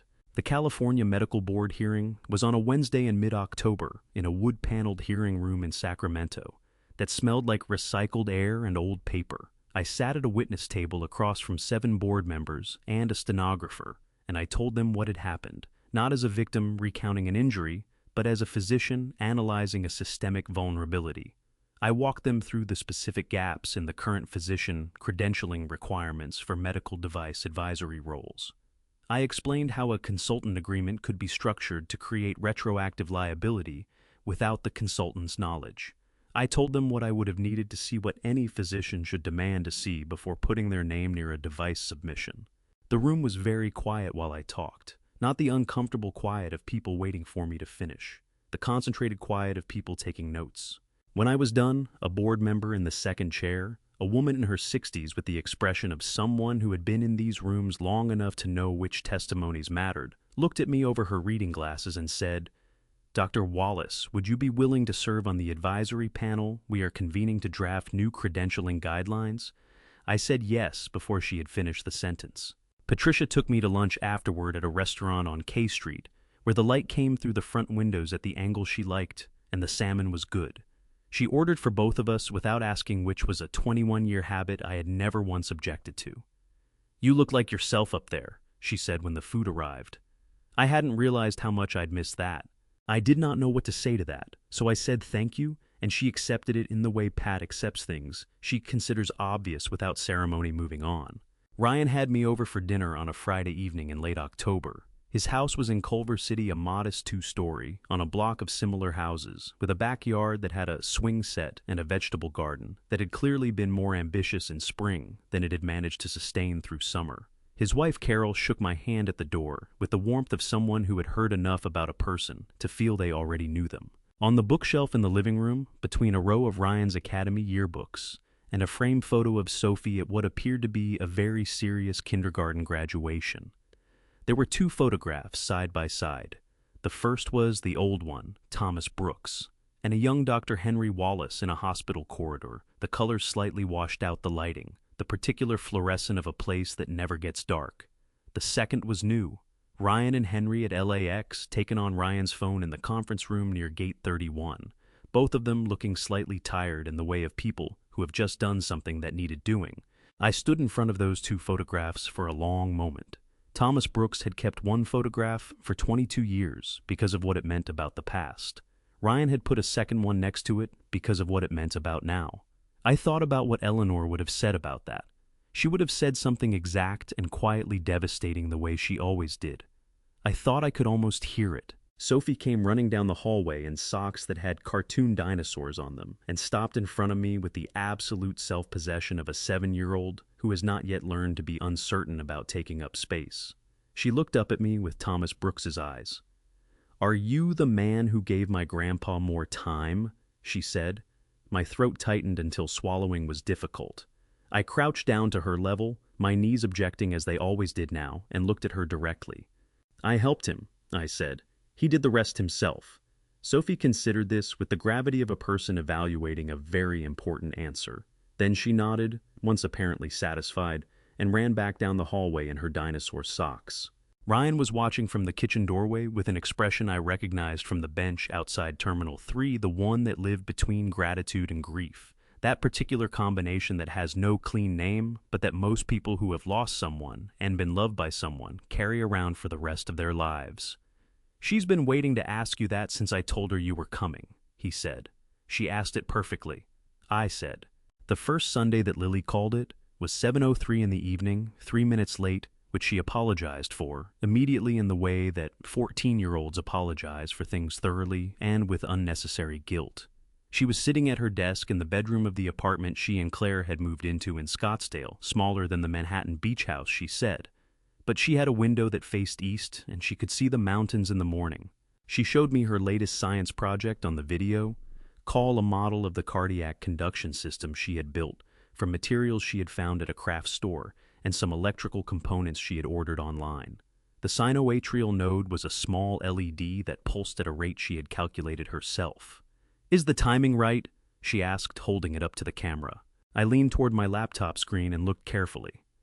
Increase the interval by about 15%, I said. The SA node fires roughly 60 to 100 times per minute at rest. You're running slightly fast. She grabbed a small screwdriver, immediately already adjusting. Like this, exactly like that. She looked up from the model and grinned Eleanor's grin, the one that started in the eyes before it reached the mouth. I'm going to be a cardiologist, she announced. I decided. You told me last time you were going to be an engineer, I said. I can be both, she said, with the absolute confidence of someone for whom the impossibility of a thing has not yet been explained sufficiently to be believed. I laughed. It was the kind of laugh that comes from somewhere uncomplicated, the kind I had not been sure I still had access to until it arrived. Behind Lily in the background of the video call, I could see a doorway. And in that doorway briefly Claire appeared, not close enough to be part of the conversation, not far enough to be pretending she was elsewhere. She looked at the screen for just a moment, then she moved away. She did not say anything. She did not need to. There are things you carry for so long that you forget you are carrying them. Not because they are light, because they have become part of the weight you think you are supposed to have. It was a Tuesday morning in March when I finally opened the third bag. Not for any particular reason. The jacaranda trees outside the Silver Lake apartment had not yet begun to bloom again. That was still a few weeks away, but the light coming through the kitchen window had changed in the way California light changes in early spring, acquiring a particular warmth and angle that is different from winter light, even when the temperature is almost the same. I had made coffee. I had drunk it while it was still hot, which had become something I did now without noticing. I set the mug down and looked at the 3 bags stacked in the corner of the bedroom, where I had put them the day I moved in and had not fully unpacked since. The first 2 had been emptied months ago. The third one I had been moving around like a piece of furniture, present accounted for, untouched. I unzipped it and sat down on the floor beside it. By March, the larger things had settled into their outcomes. Stephen Parker had accepted a plea agreement with the Department of Justice, 3 of the 5 counts, with sentencing recommendations of 4 to 6 years. Medavance Solutions had been formally dissolved. Maggie had negotiated the release of my co-sign obligation on the commercial loan. After 60 days of documented fraud proceedings, I had paid $30,000 in legal fees, which I considered the most expensive lesson in reading documents carefully that a person could receive. And I had paid it without resentment, because resentment is a thing that costs more than $30,000 over time. Claire was in Scottsdale with Lily. She had cooperated fully with the federal investigators. She was working with her own attorney on what came next, which I understood would be a long and difficult process, and which I had decided was hers to navigate without me standing behind her, ready to catch her if she stumbled. That was not cruelty. That was the most honest form of love I had left to offer her. Lily called every Sunday at 7, sometimes 6:58 when she was excited about something and could not wait the 2 minutes. I reached into the third bag and moved aside the things that were not what I was looking for. A scarf Eleanor had worn the winter before her diagnosis. A small ceramic bowl she had bought at a market in Portland, on a trip we took for our 30th anniversary, a paperback with her handwriting in the margins that I had not been able to open yet, and was not going to force. At the bottom of the bag in a padded envelope, I had packed myself the morning after her funeral was the photograph. Central Park, 1987. We had been in New York for 3 years by then. Eleanor was 29 years old and I was 30. And we had gone to the park on a Sunday afternoon in October because neither of us had anywhere to be and we were still young enough to find that remarkable. Someone, a stranger, someone's grandmother with a disposable camera, had offered to take our picture near the conservatory garden, and Eleanor had laughed at something I said, just as the shutter clicked so the photograph caught her mid-laugh. Her head turned slightly toward me, her eyes bright, her whole face open in the way it was when she was not thinking about how she looked. I had loved that photograph for 38 years. I had kept it in a drawer because I could not decide where it belonged. I carried it to the kitchen window and held it in the light. Then I set it on the windowsill, leaning against the glass where the morning sun came through directly and landed on it with the particular warmth of early California spring. I stood there for a while looking at Eleanor laughing in Central Park in 1987. I thought about what it had taken to get to a Tuesday morning in March where I was standing in my own kitchen in a city I had chosen, holding a photograph I had finally found the right place for. I used to think sacrifice was the language of love, that the more you gave, the more you were loved in return. 37 years in emergency medicine taught me that an exhausted doctor cannot save anyone, that you cannot pour from a vessel that has nothing left in it. But I had never applied that lesson to my own life. I had kept pouring year after year and called it love, and it had taken a curb outside Terminal 3 at LAX on a hot September morning to finally make me understand the difference between loving someone and making yourself endlessly available to be used by them. The people who show up for no reason at all, who call on Sunday because they want to, not because they need something. A 14-year-old girl with a screwdriver, and Eleanor's eyes adjusting a cardiac model at 7:03 in the evening. A man with his father's photograph on a nightstand, who walked across a departure curb because he recognized a name. A woman who kept an email and a security log for 3 weeks because she knew her friend. Those are the ones worth building around. Eleanor had known that before I did. She always knew things before I did. I used to find it mildly aggravating, which she found genuinely amusing, which I miss more than I know how to say. I think she would have liked Silver Lake. I think she would have liked the jacaranda trees and the way the light comes in at this angle in the morning. I think she would have sat in the chair by the window with 3 books going at once and forgotten to drink her coffee while it was hot the way she always did. I went to sit in that chair. At 6:58 that evening, my phone rang. I have told you this story the way I lived it, without softening the parts that hurt and without exaggerating the parts that redeemed me. This is a family story about what happens when love becomes a transaction and what it costs everyone involved when that transaction finally collapses. If there is one thing I want you to take from this family story, it is not about legal documents or fraud investigations. It is simpler than that. I spent 64 years believing that giving without limit was the highest form of love. I was wrong. God did not design us to be endlessly emptied by the people who claim to love us. He designed us to be filled by meaningful connection and to know the difference. My personal opinion, for what it is worth, family betrayal is not always dramatic. It is quiet. It is accumulated. It is the small permissions you give over years until one morning you are standing on a curb with 3 bags and finally understand what you allowed. Do not be like me. Do not wait for the curb. If this family story of family betrayal reached something in you, if you recognized yourself or someone you love in any part of it, drop a comment below and tell me where you are watching from. Share this with someone who needs to hear it. And if you have not subscribed yet, this is the moment. Thank you genuinely for staying with me until the end. The stories ahead contain certain fictional elements crafted with the sole purpose of meaningful reflection. If that is not the journey you are looking for today, we completely understand. Please feel free to explore other content that speaks to you